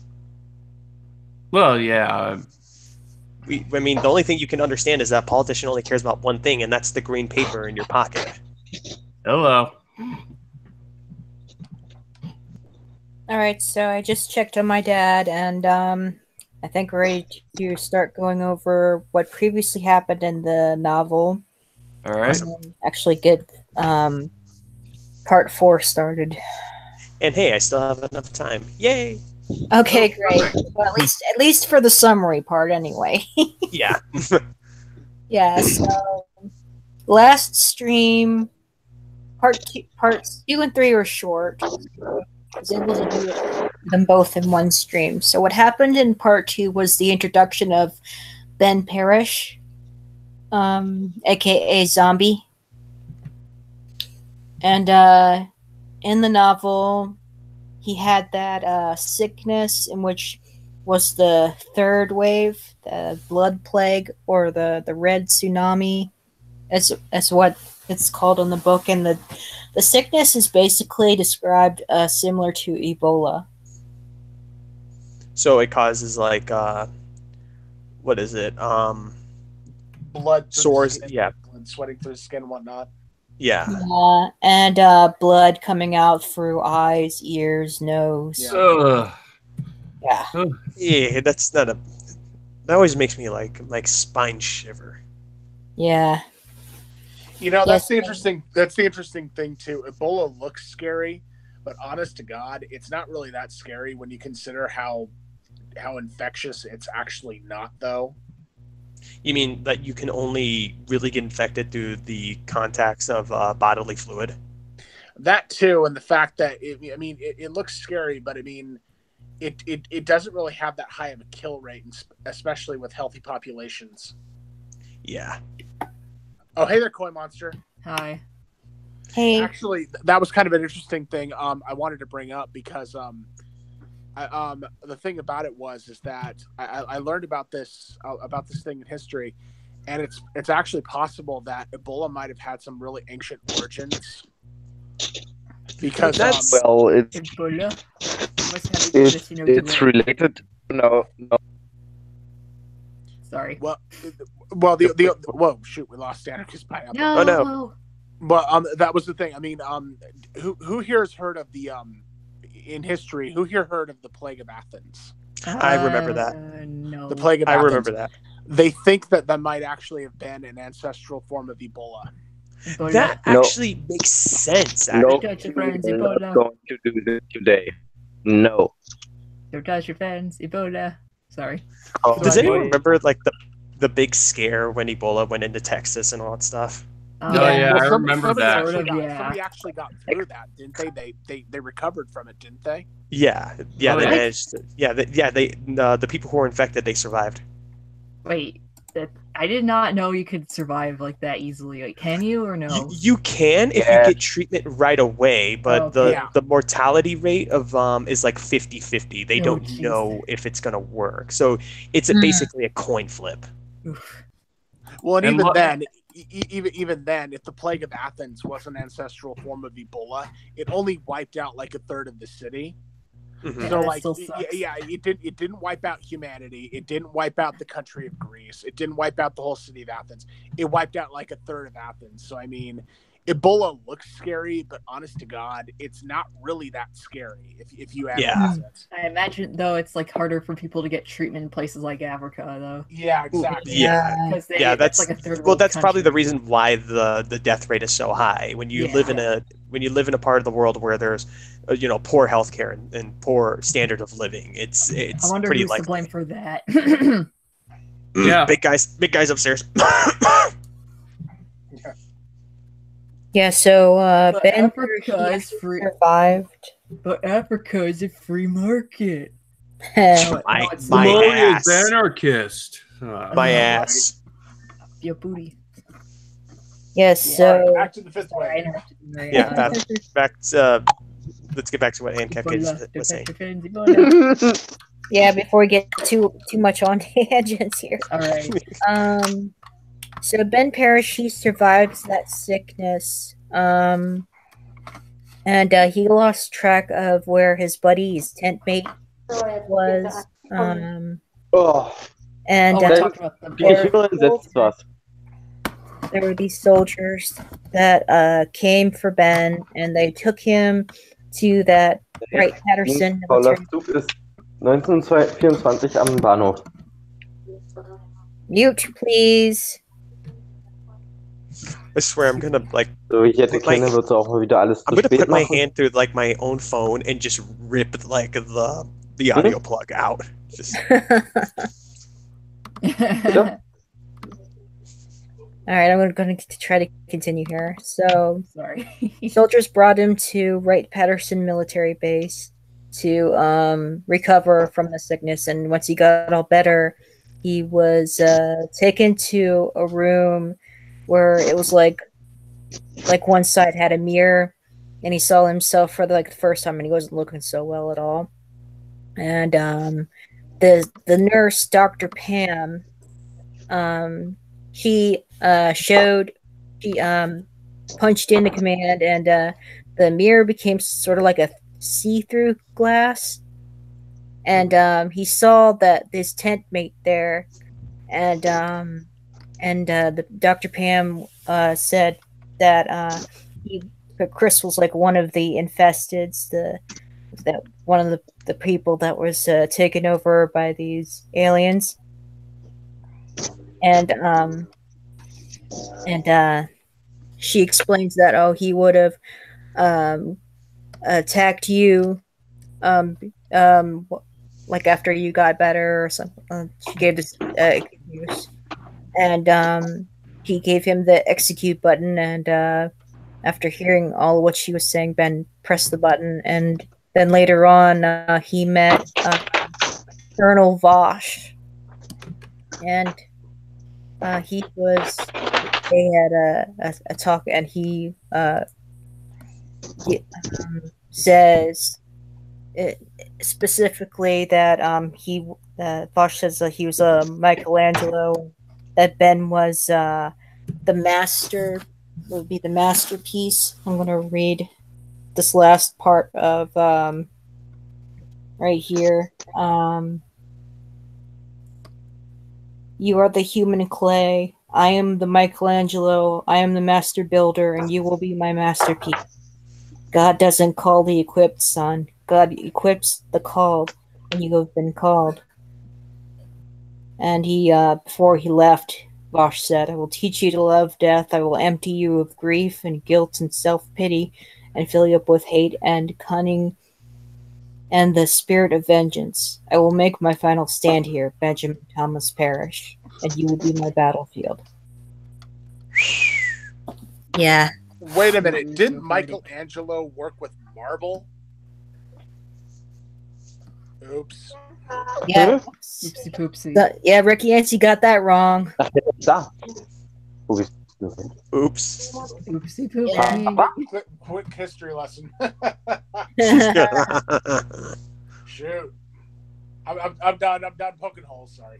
All right. So, part 3 covered the silencer person who shot Cassie in the thigh, and she scrambled under that Buick and made a makeshift tourniquet, and then eventually crawled out from under the car and escaped.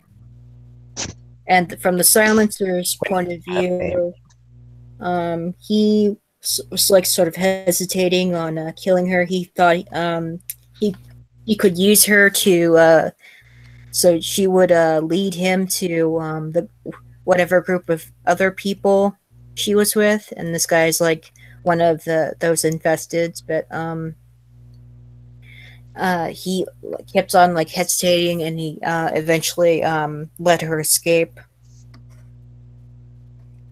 Like he was having like second thoughts of what the alien within his human being, they're sort of like one, both the alien and the human. They're like basically one person. Like, Coy, do you remember the prologue? Yeah, sort of. Yeah, that's like the invader, the silent invader, in the womb of the unborn baby, and the mom who had the dream about with the owl in it. Yeah. Yeah. Yeah, so Goodbye. My connection is getting really bad, so I'm gonna leave this stream. No. All right. oh, okay. Well, thanks for coming by, Pineapple. Bye. Bye. Bye. Bye. Later. Bye. See ya. Continuing. So, so the silencer, he was one of those babies that had like the silent invader, and the rest, the mom, the pregnant mothers don't suspect it. Yeah, the prologue was a bit eerie. Like, let's see here. What was it? The shadow.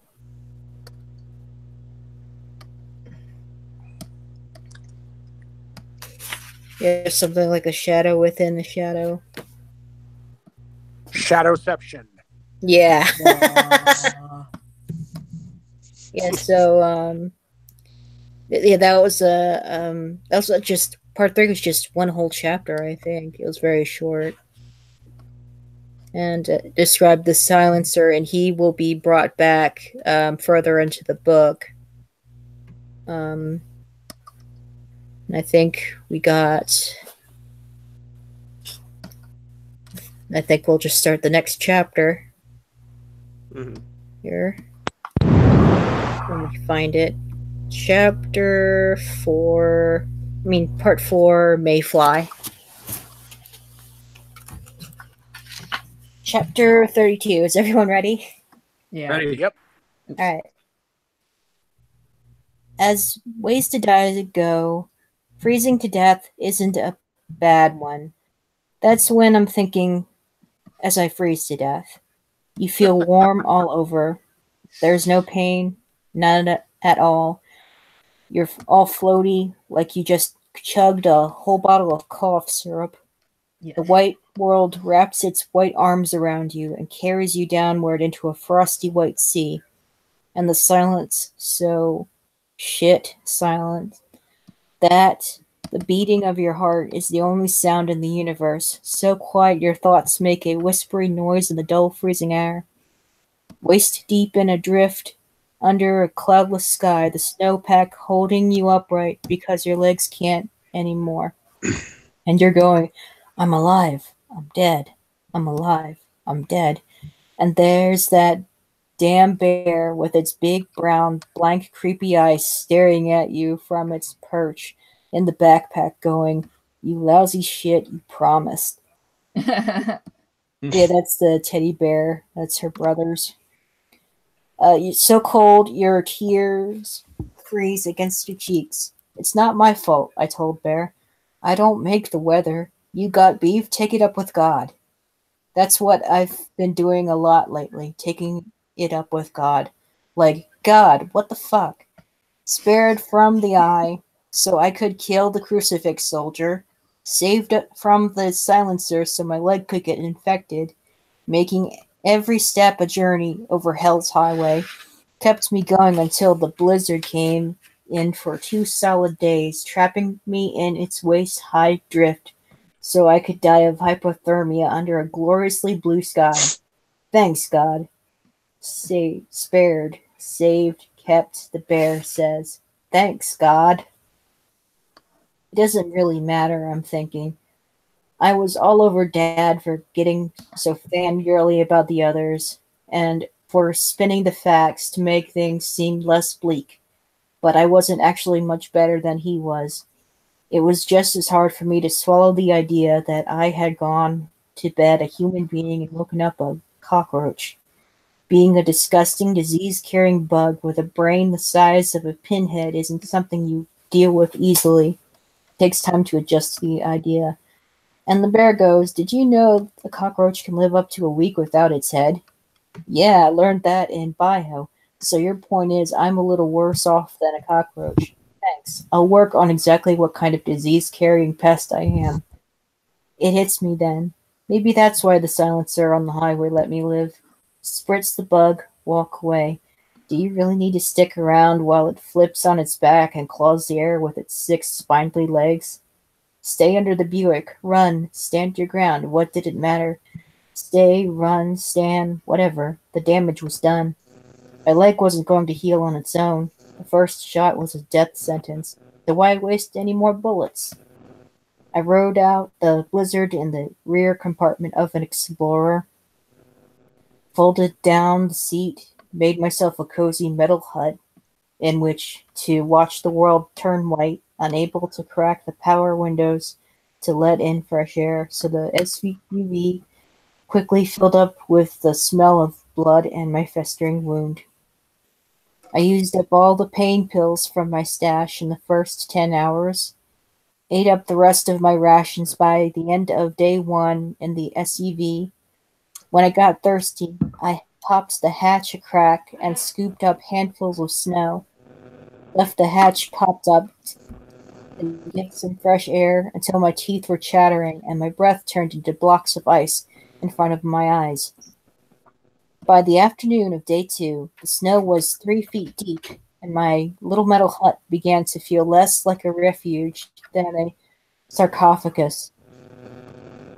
The days were only 2 watts brighter than the nights, and the nights were the negation of light, not dark, but lightlessness absolute. So, I thought, this is how dead people see the world. I stopped worrying about why the silencer had let me live, stopped worrying about the very weird feeling of having 2 hearts, one in my chest and a smaller one, a mini heart in my knee, stopped caring whether the snow stopped before my 2 hearts did. Is I she didn't pregnant? exactly sleep. What? Is she pregnant? No.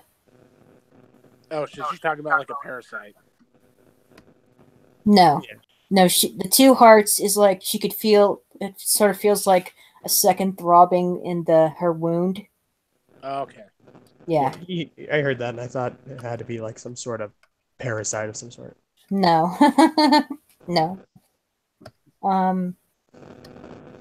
Stopped worrying about the very weird feeling of having two hearts, one in my chest and a smaller one, a mini heart, in my knee. So that's referring to her infected wound. Mm-hmm. It must have been like throbbing or something. Stopped caring whether the snow stopped before my two hearts did. I didn't exactly sleep. I floated in that space in between, hugging Bear to my chest, Bear who kept his eyes open when I could not, Bear who kept Sammy's promise to me, being there for me in the space between. Speaking of promises, Cassie, I must have apologized to him 1,000 times during those 2 snowbound days. I'm sorry, Sams. I said no matter what, but what you're too young to understand is there's more than one kind of bullshit.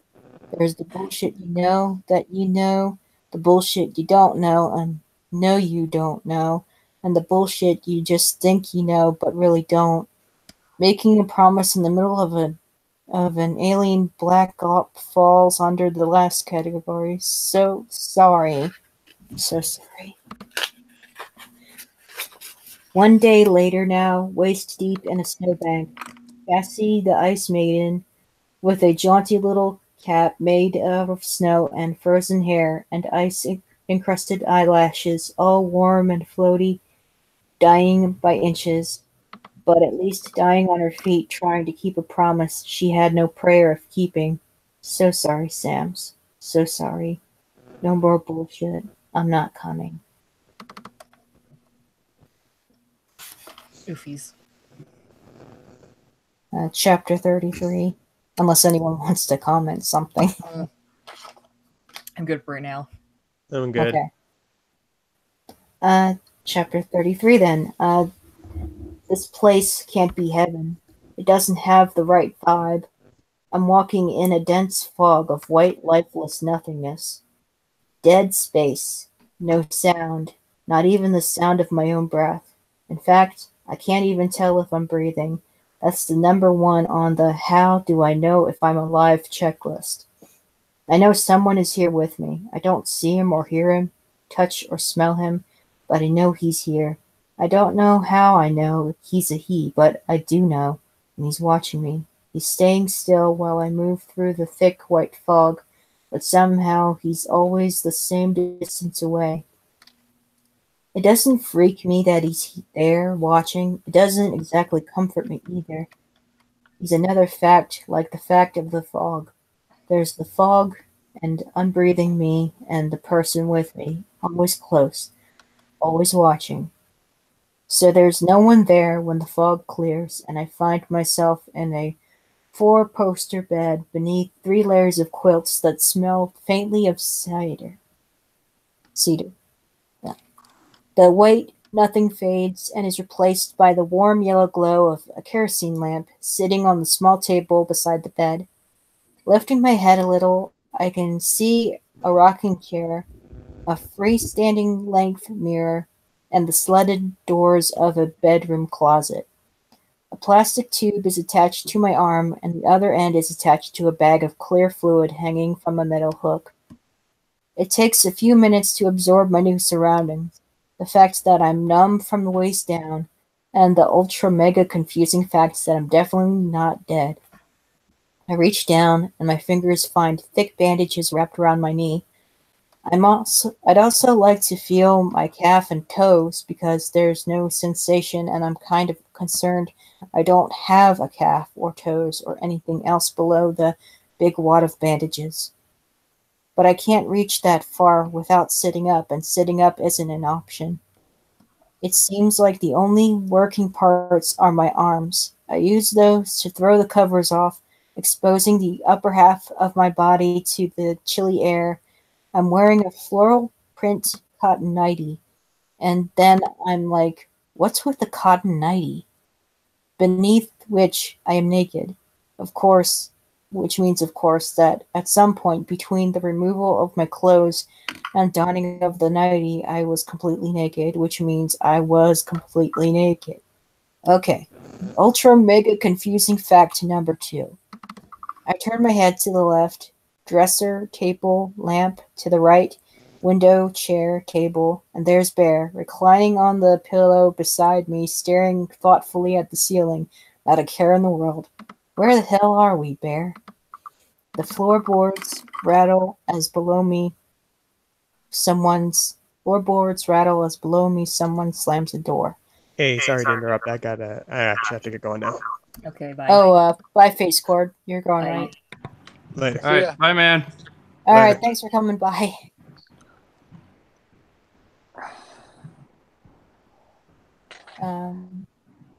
Right. After where the hell are we, Bear? The floorboards rattle as below me someone slams the door.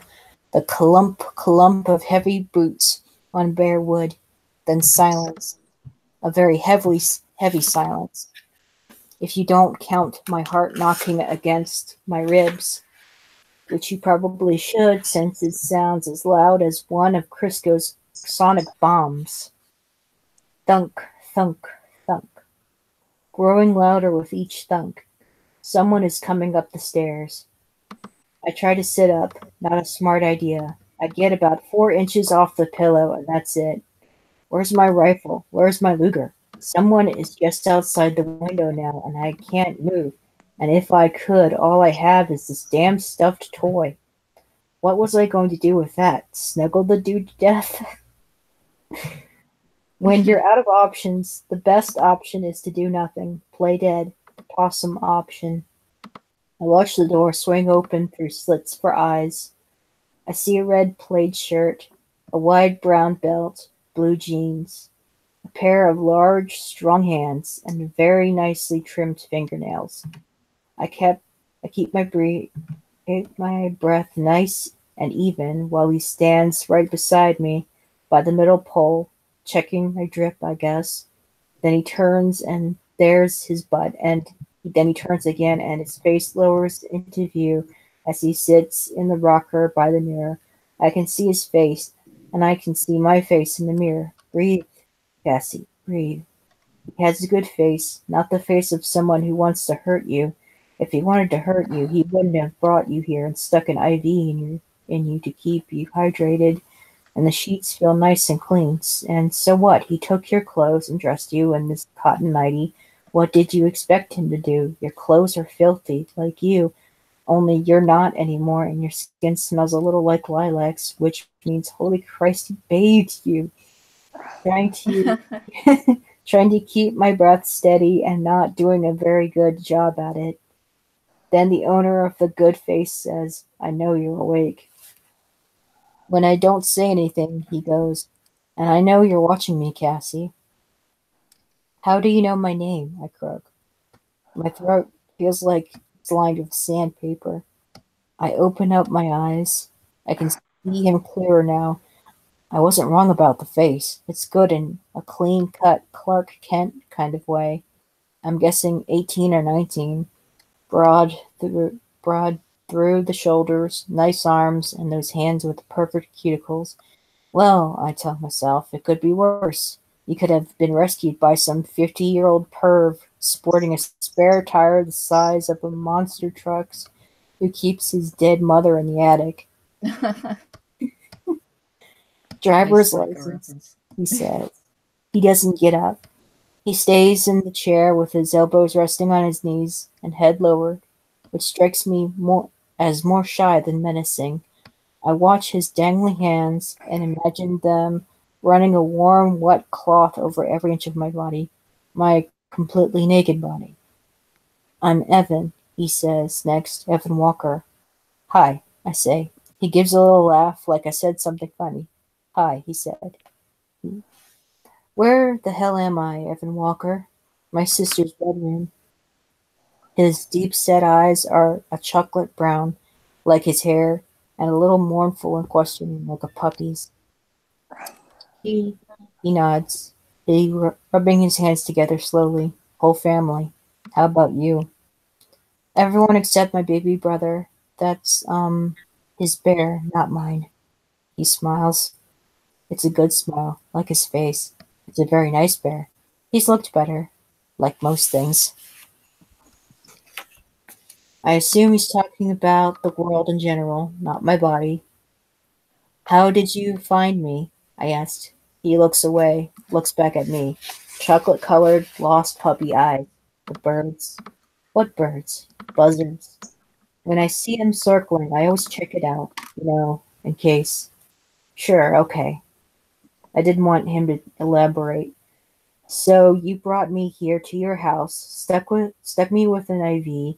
Where'd you get the IV anyway? And then you took off all my, and then you cleaned me up. I honestly couldn't believe you were alive, and then I couldn't believe you'd stay alive. He's rubbing his hands together. Is he handy is he cold, nervous? I'm both. The IV was already here. It came in very handy during the plague. I shouldn't say this, I guess, but every day that came home, I honestly expected you to be dead. You were in pretty bad shape. He reaches into his shirt pocket, and for some reason I flinch, which he notices, and then smiles reassuringly. He holds out a chunk of naughty-looking metal the size of a thimble. If this had hit you practically any place else, you would be dead. He rolls the slug between his index finger and thumb. Where'd it come from? I roll my eyes. Can't help it. But I leave out the duh. A rifle. He shakes his head. He thinks I don't understand the question. Sarcasm doesn't appear to work on him. If that's true, I'm in trouble. It's my normal mode of communication. Whose rifle? I don't know. The others? A troop of them pretending to be soldiers wasted my father and everybody in our refugee camp. I was the only one who made it out alive. Well, not counting Sammy and the rest of the kids. He's looking at me like I'm completely whacked. What happened to the kids? They took them in school buses. School buses. He's shaking his head. Aliens in school buses? He looks like he's about to smile. I must have looked a little too long at his lips, because he rubs them self-consciously with the back of his hand. Took them where? I don't know. They told us Wright-Patterson, the Air Force Base? I heard it was abandoned. Well, I'm not sure you can trust anything they tell you. They are the enemy. I swallow. My throat's parched. Evan Walker must be one of those people who notices everything because he says, "You want something to drink?" I'm not thirsty. I lie. Now, why did I lie about something like that? To show him how tough I am? Or to keep him in that chair because he's the first person I've talked to in weeks, if you didn't count the bear, which you shouldn't. Why did they take the kids? His eyes are big and round now, like bears. It's hard to decide his best feature, those soft chocolatey eyes or the lean jaw.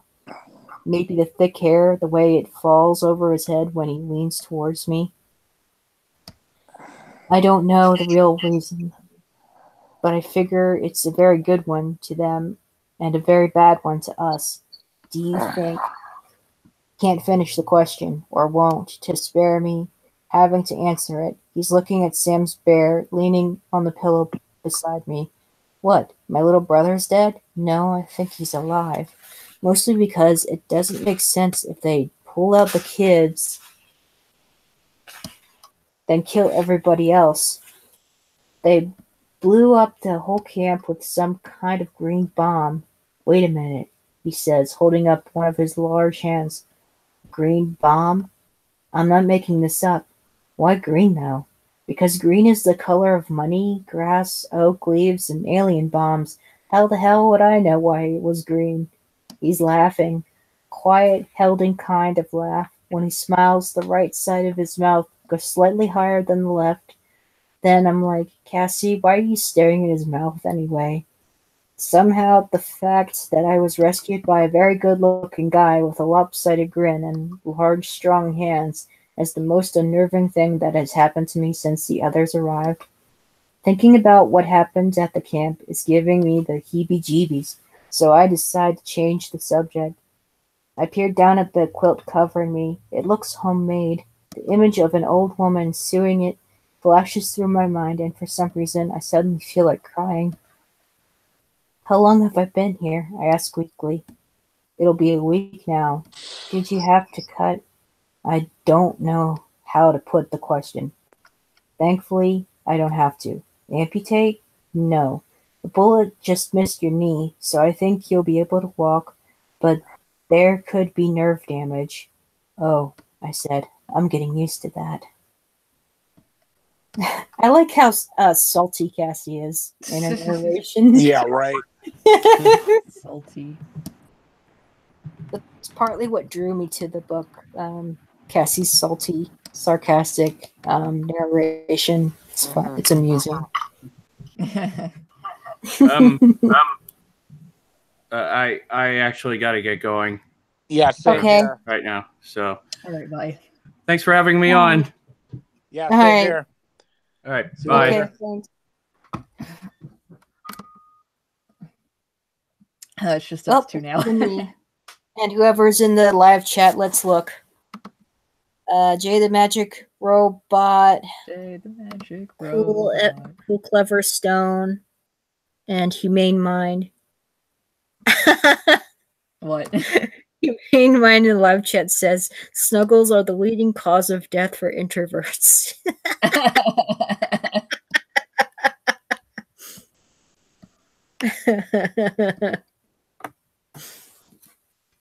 All right. Lamau. Uh-oh. I What? think I'm about to sneeze. Uh-oh. Nosy. Uh-oh. Nope, not sneezing. Hmm. I thought I was. Hmm. Anyway, chapter 34. He leaves me for a little while and returns with some clear broth, not chicken or beef based, but some kind of meat, deer meat, maybe. And while I clutch the edges of the quilt, he helps me sit up so I can sip, holding the warm cup in both hands. He's staring at me, not a creeper stare, but the way you look at a sick person, feeling a little sick yourself and not knowing how to make it better.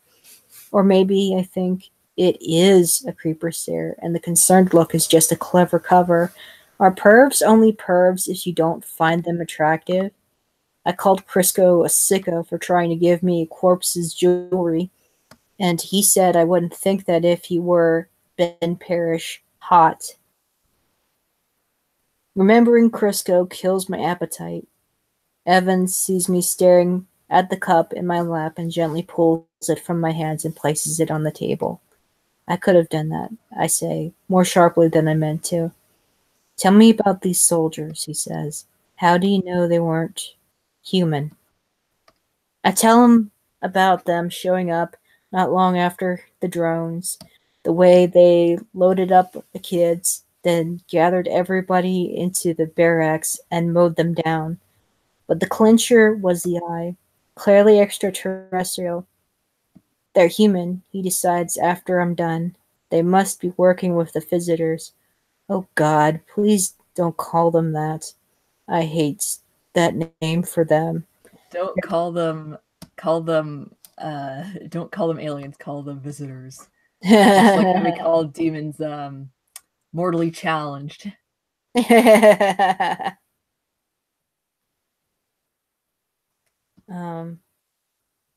hate that name for them. The talking heads used it before the first wave. All the YouTubers, everyone in the Twitterverse, even the president during news briefings.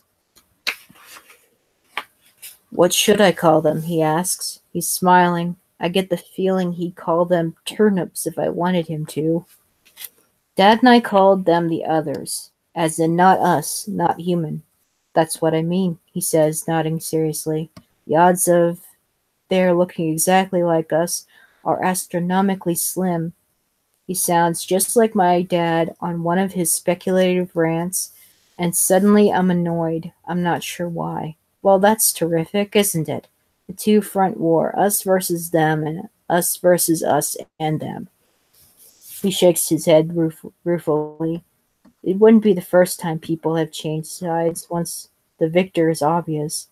So the traitors grab the kids out of the camp because they're willing to help wipe out the human race, but they draw the line at anyone under 18. He shrugged. What do you think? I think we're seriously screwed when the men with guns decide to help the bad guys. I could be wrong, he says, but he doesn't sound like he thinks he is. Maybe they are the others. I don't know, disguised as humans, or maybe even some kind of clones. I'm nodding. I've heard this before, too, during one of Dad's endless ruminations about what the others might look like. It's not a question of why couldn't they, but why wouldn't they? We've known about their existence for 5 months.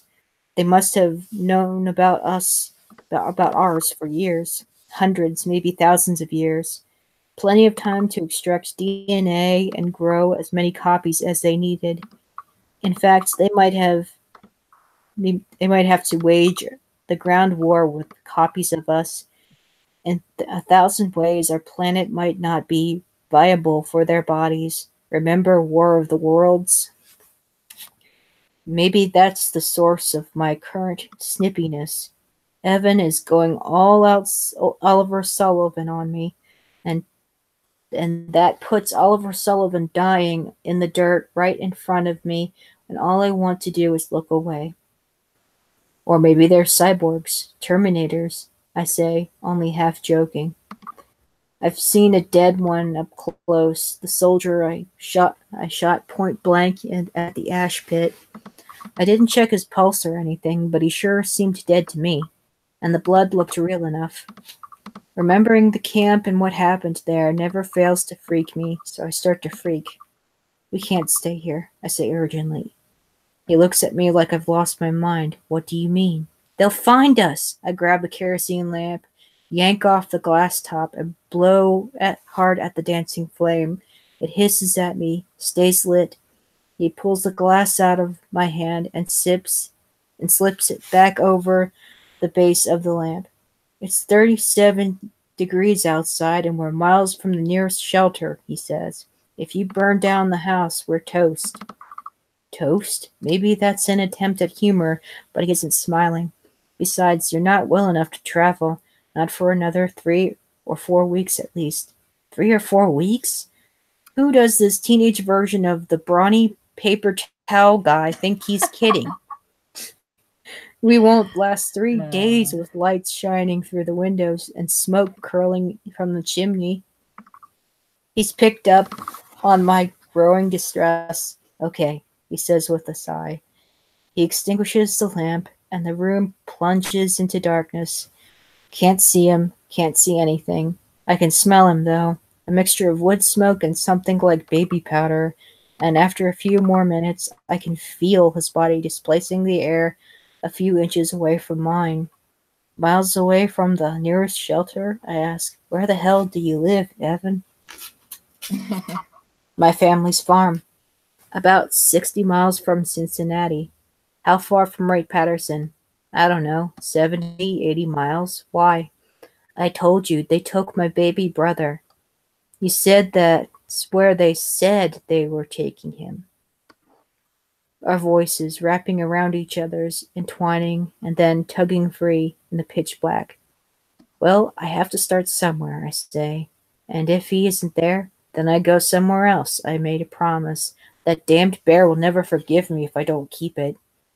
I can smell his breath. Chocolate. Chocolate! My mouth starts to water. I can actually feel my saliva glands pumping. I haven't had solid food in weeks. And what does he bring me? Some greasy, mystery meat-based broth. He's been holding out on me, this farm boy bastard. Sorry. You realize there's a lot more of them than you, right? He asks. And your point is? He doesn't answer. So I say, do you believe in God, Evan? Sure I do. I don't. I don't know. I did before the others came, or thought I did. When I thought about it all, then they came, and I have to stop for a second to collect myself. Maybe there's a God. Sammy thinks there is.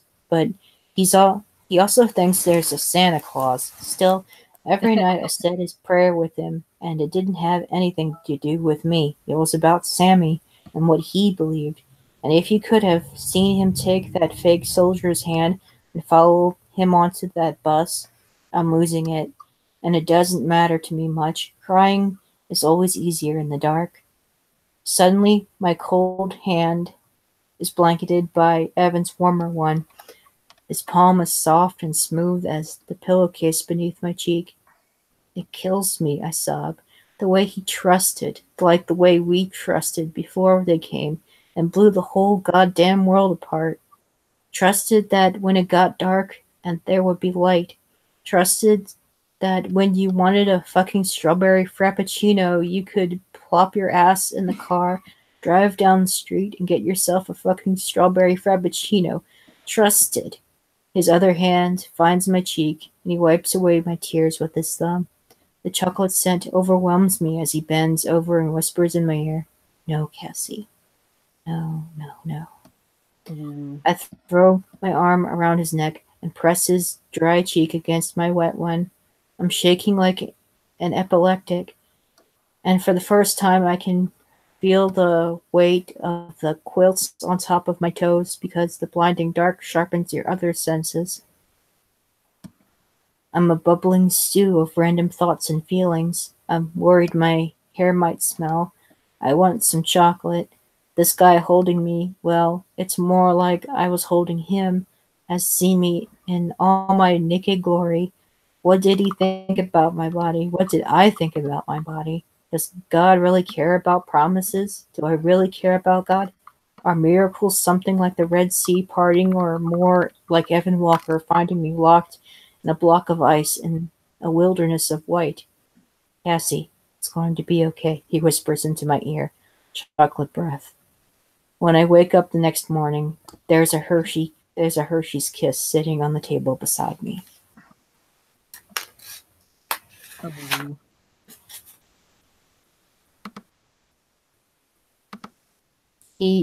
Chapter 35. How much longer did you want to do this for, anyways? Because it's only us now. So. Let's do. Hold on. Like one more. See how long Sure. chapter 35 is. Or okay, it's not long. Or we don't know. It's actually not that long. All right, go for it then. All right. It's like 1, 2, 3, 4, 5.5 pages. Not that long. All right. 35. He leaves the old farmhouse every night to patrol the grounds and to hunt.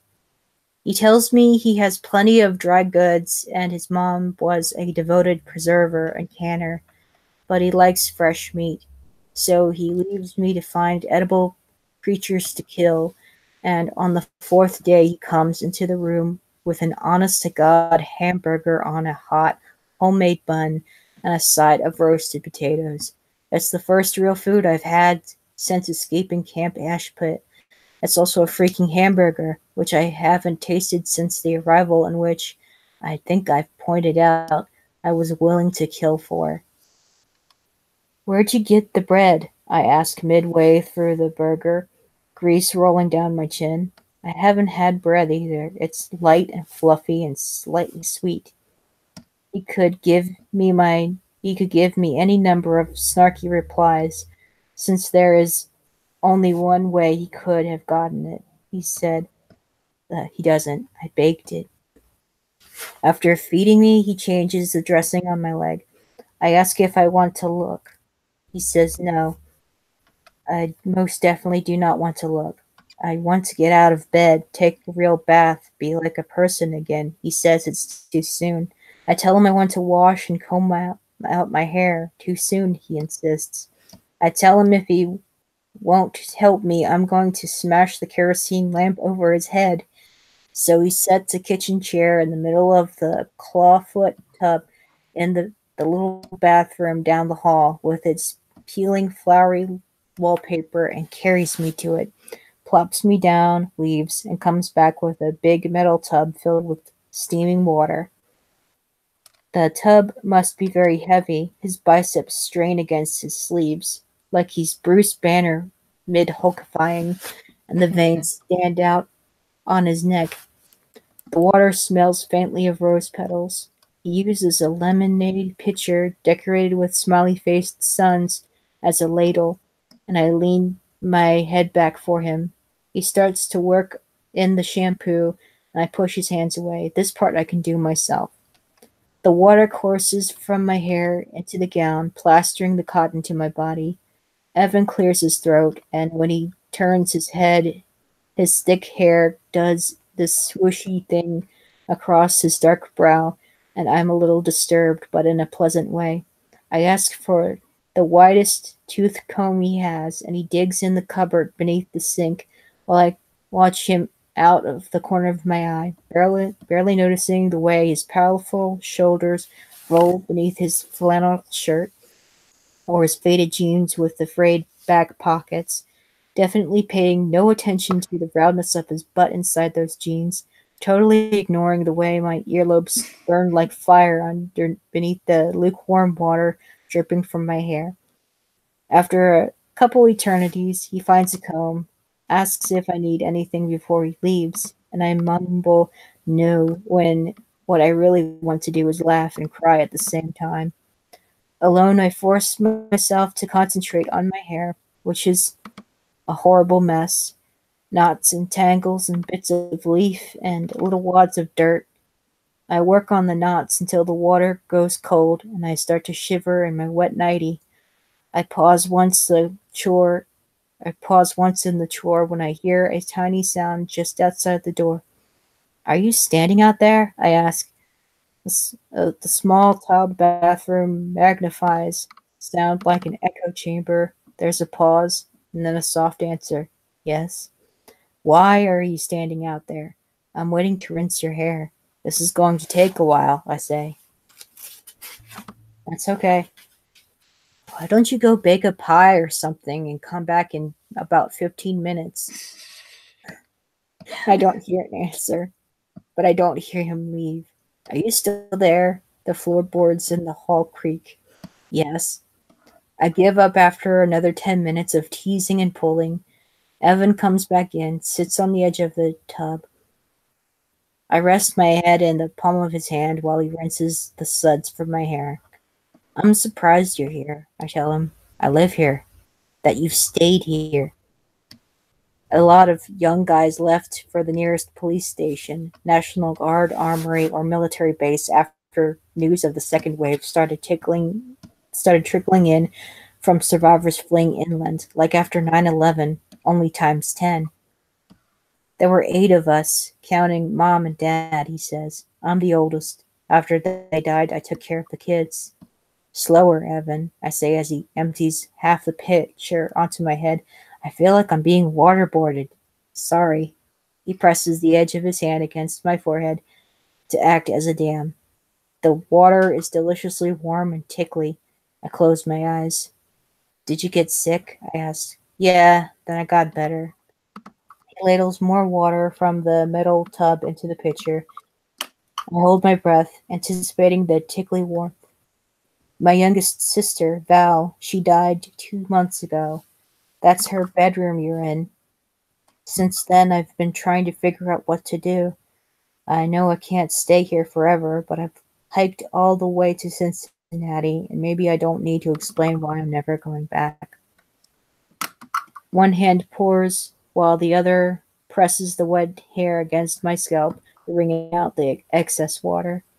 Firmly, not too hard, just right, like I'm not the first girl whose hair he's washed.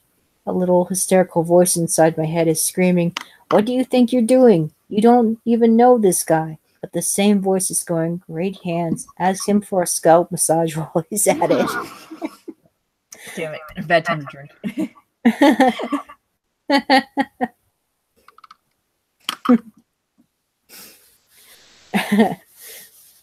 You okay? Yeah, fine. All right. Just gotta be careful.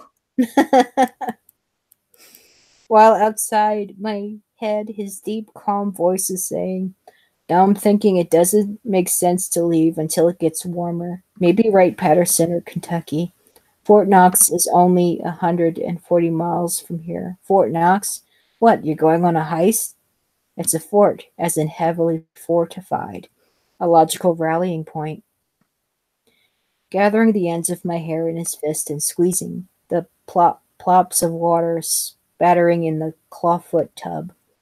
If it were me, I wouldn't go any place that's a logical rallying point, I say. Logically, those will be the first points they wipe off the map. From what you've told me about the silencers, it's not logical to rally anywhere, or stay anywhere longer than a few days. Keep your numbers small and keep moving. Until there is no until, I snap at him. There's just unless. He dries my hair with a fluffy white towel. There's a fresh nightie lying on the closed toilet seat. I look up into those chocolate-colored eyes and say, "Turn around." He turns around. I reach past the frayed back pockets of the jeans that conform to the butt that I'm not looking at and pick up the dry nightie. If you try to peek in that mirror, I'll know. I warn the guy who's already seen me naked, but that was unconsciously naked, which is not the same thing. He nods, lowers his head, and pinches his lower lip like he's sealing off a smile. I wiggle out of the wet nightie, slip the dry one over my head, and tell him it's okay to turn around. He lifts me from the chair and carries me back to his dead sister's bed, and I have one arm around his shoulders, and his arm is tight, though not too tight, across my waist. His body feels about 20 degrees warmer than mine. He eases me onto the mattress and pulls the quilts over my bare legs. His cheeks are very smooth, his hair neatly groomed, and his cuticles, as I've pointed out, are impeccable. Which means grooming is very high on his list of priorities in the post-apocalyptic era. Why? Who's around to see him? So, how long has it been since you've seen another person? I ask, besides me. I see people practically every day, he says. The last living one before you was Val. Before her, it was Lauren. Lauren? My girlfriend. He looks away. She's dead, too. I don't know what to say. So I say, the plague sucks. It wasn't the plague, he says. Well, she had it, but it wasn't the plague that killed her. She did that herself before it could. He's standing awkwardly beside the bed. Doesn't want to leave. Doesn't have an excuse to stay. I just couldn't help but notice how nice. No, not a good intro. I guess it's hard when it's just you to really care about. Nuh-uh. Care about what? He asks. One person when almost every person is gone? I wasn't talking about me. And then I give up trying to come in with a polite way to say it. You take a lot of pride in how you look. It isn't pride. I wasn't accusing you of being stuck up. I know, you're thinking, what's the point now? Well, actually, I was hoping the point was me, but I don't say anything. I'm not sure, he says, but it's something I can control. It gives structure to my day. It makes me feel more, he shrugs, more human, I guess. And you need help with that, feeling human? He looks at me funny, then gives me something to think about for a long time after he leaves. Don't you? Is that it? Yep, that's the end of chapter 35. I'm echoing from your end. Is there a way to fix that? And we're almost done, but still. I'll get my headphones. Sorry about that.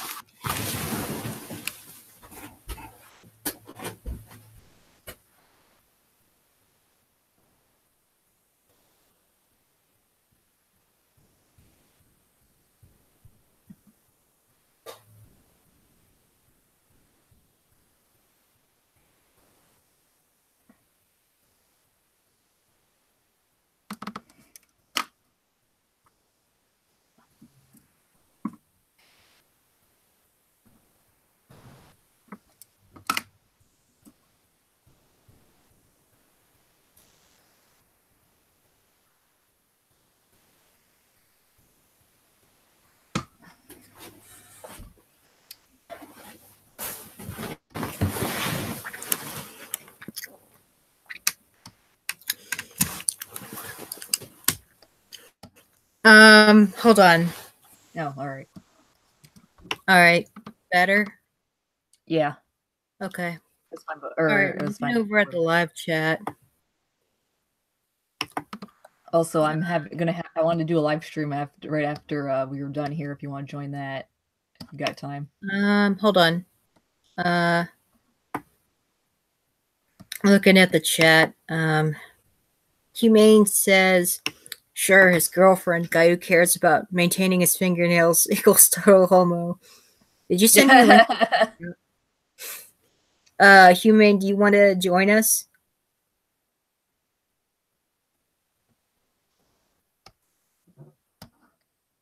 I don't think I did. I don't think I did, Humane. If you want to join the call, you can. Hold on, I actually got a message from Ghost Fox. Unless he wants to join me in my next, and like I said, I was going to do a live stream on my own channel. If he wants to join, if you both want to join. Sure, we could like finish up here, and then you could start yours. Okie dokie. All right. Well, since we're about to finish up here, you could like come along on Koi's. What do you want to do, Koi? He can come along on mine if he wants. I'm gonna be mine's an arts. Mine's gonna be an art stream. So, yeah, she's an artist. She does like comic art and stuff. Yeah, he says he's got 30-ish minutes to kill. I don't think it'll be that long to finish up, but all right. I think we've hold on. I think we finished up on most of part 4 for this week. We've already covered like parts 2 and 3, and they were like really short, as I said earlier. Predictions? Anyone? I don't really have anything to add except like like I said, I had my own theories about this. Yeah, you had a theory that it was CNN and Cassie was hallucinating or something. Or delusional, and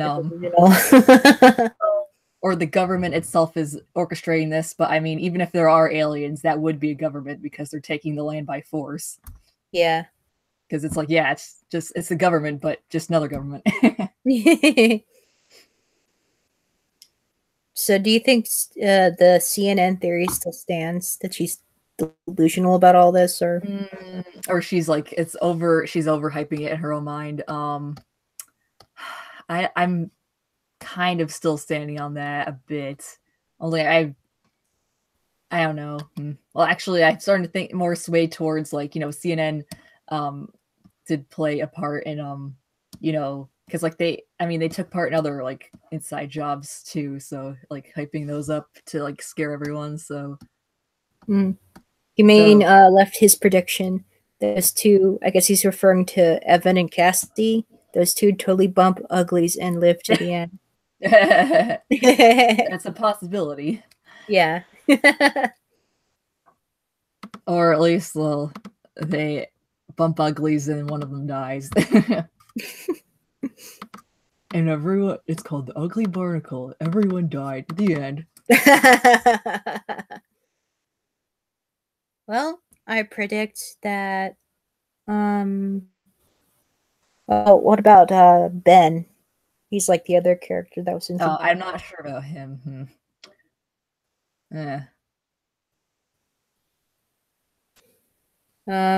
I think that he's going to be recruited as a young soldier. Yeah, well, I mean, he's going to be put with other ones.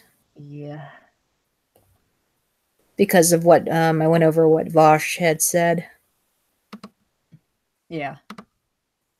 I think Vosh was there at that refugee camp in part 1. The ash pit camp, as Cassie describes it. And he was there when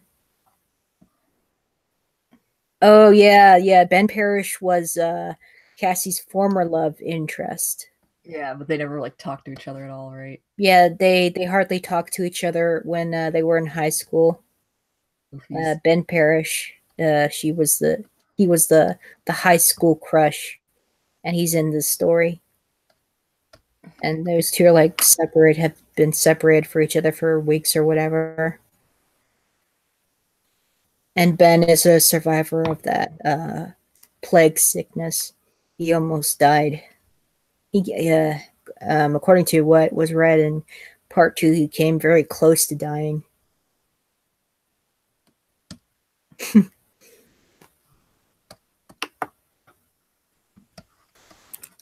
Ghost Fox is free to join us in the other one. He just responded to me on Discord. Okay. Oh well, not to sound like a dick, but it's my stream. But yeah, he can join. Mm-hmm. Just to let you know, if we're gonna go on my stream, I kind of want to avoid politics. I mean, it's fine. I had fun talking about the stuff we did the other time, but I do want to try to steer away from it because, I've been posting my own live streams on my DA channel, my DeviantArt, and I don't do political stuff on there anymore. So, because I used to do that, where I talked about controversial issues like, certain particular disturbing crimes, but yeah, other than that, or like, but I don't do that anymore. So.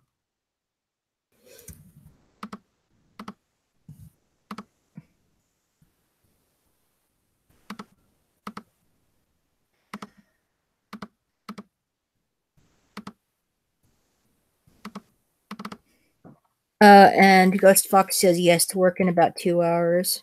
All right. Yeah, but he can join if he wants. I don't know how long the stream will be, but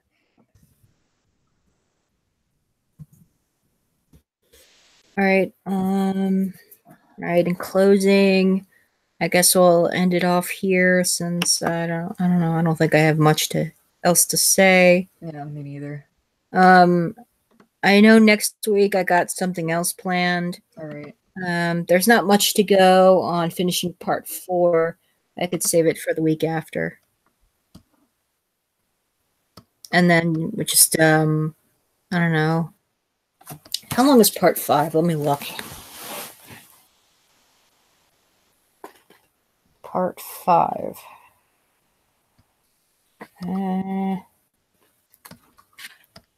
It's Mayfly. What part we're on now?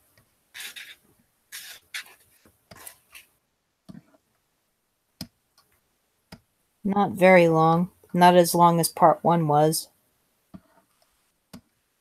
So I guess the week after next we could start. We could finish part 4 and maybe start into part 5. Okay. If you're interested. That's cool. Yeah. I think though at some point we maybe could take another break. Yeah, take another break. Yeah. Yeah, because I still don't want the streams to get too bogged down with it. Yeah. It's Yeah. Like, I mean, it's not terrible or anything, but it's like not like Star Wars level of excitement. Yeah, I know. It's still an interesting story, Yeah. and it's got exciting and intense moments. So. Yeah, I think. The And tension and of everything course, is the good. reason that I want to read it in the first place. Oh, Salty girl. Humane Mind. He says in the chat, okay, new prediction. Ben is actually a werewolf, and he and vampire nice nails guy fight over pants, aka Cassie. No.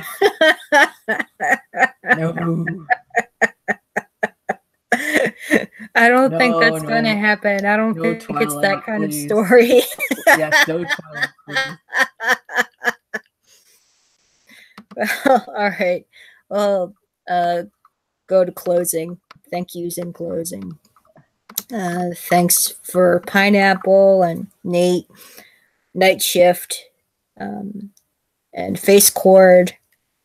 Oh, you missed out earlier out about a funny video he's going to do that I inspired him to do, and it will be finished soon.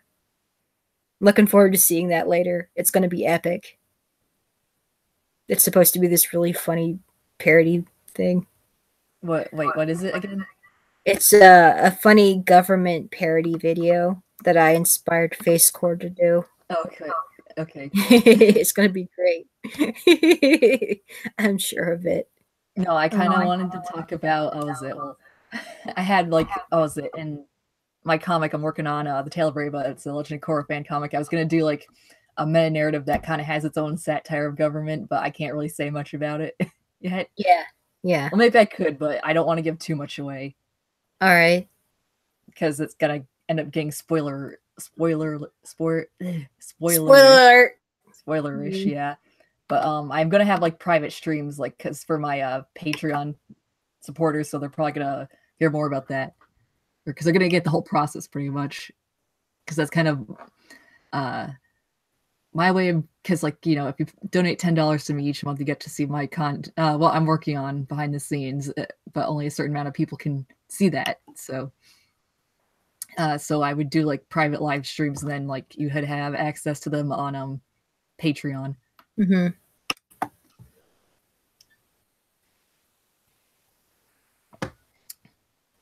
And the only other people who'd be able to see that would be like my beta readers or my Revan was actually going to be a co-writer, so yeah, he gets to see that as well. But if you're not a co-writer or beta reader, you got to pay $10. Sorry to shill on your stream. It's fine. It's totally fine. All right, you can shill on my stream if you want. Thank you for Humane. See you at Koi's stream pretty soon. Thanks to Jay who showed up in stream, and Zero, come back again. An unwanted guest appeared earlier. Unwanted guest. Yeah, Bimler. Thanks for coming, unwanted guest. Oh. Yeah. Yeah, that guy's an asshole. Anyway, all right, gonna end the stream here and set up. You can like set up for your other stream. All right, so, yeah. all right, join us for Koi's stream if you want. I'll put that in put the link to the video for Koi's stream in the description in this one. Okay, farewell. Thank you for tuning in for part 4 of Fifth Wave.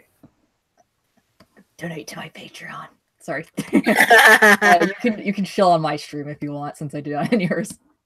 Oh, sure. All right. Ending broadcast now.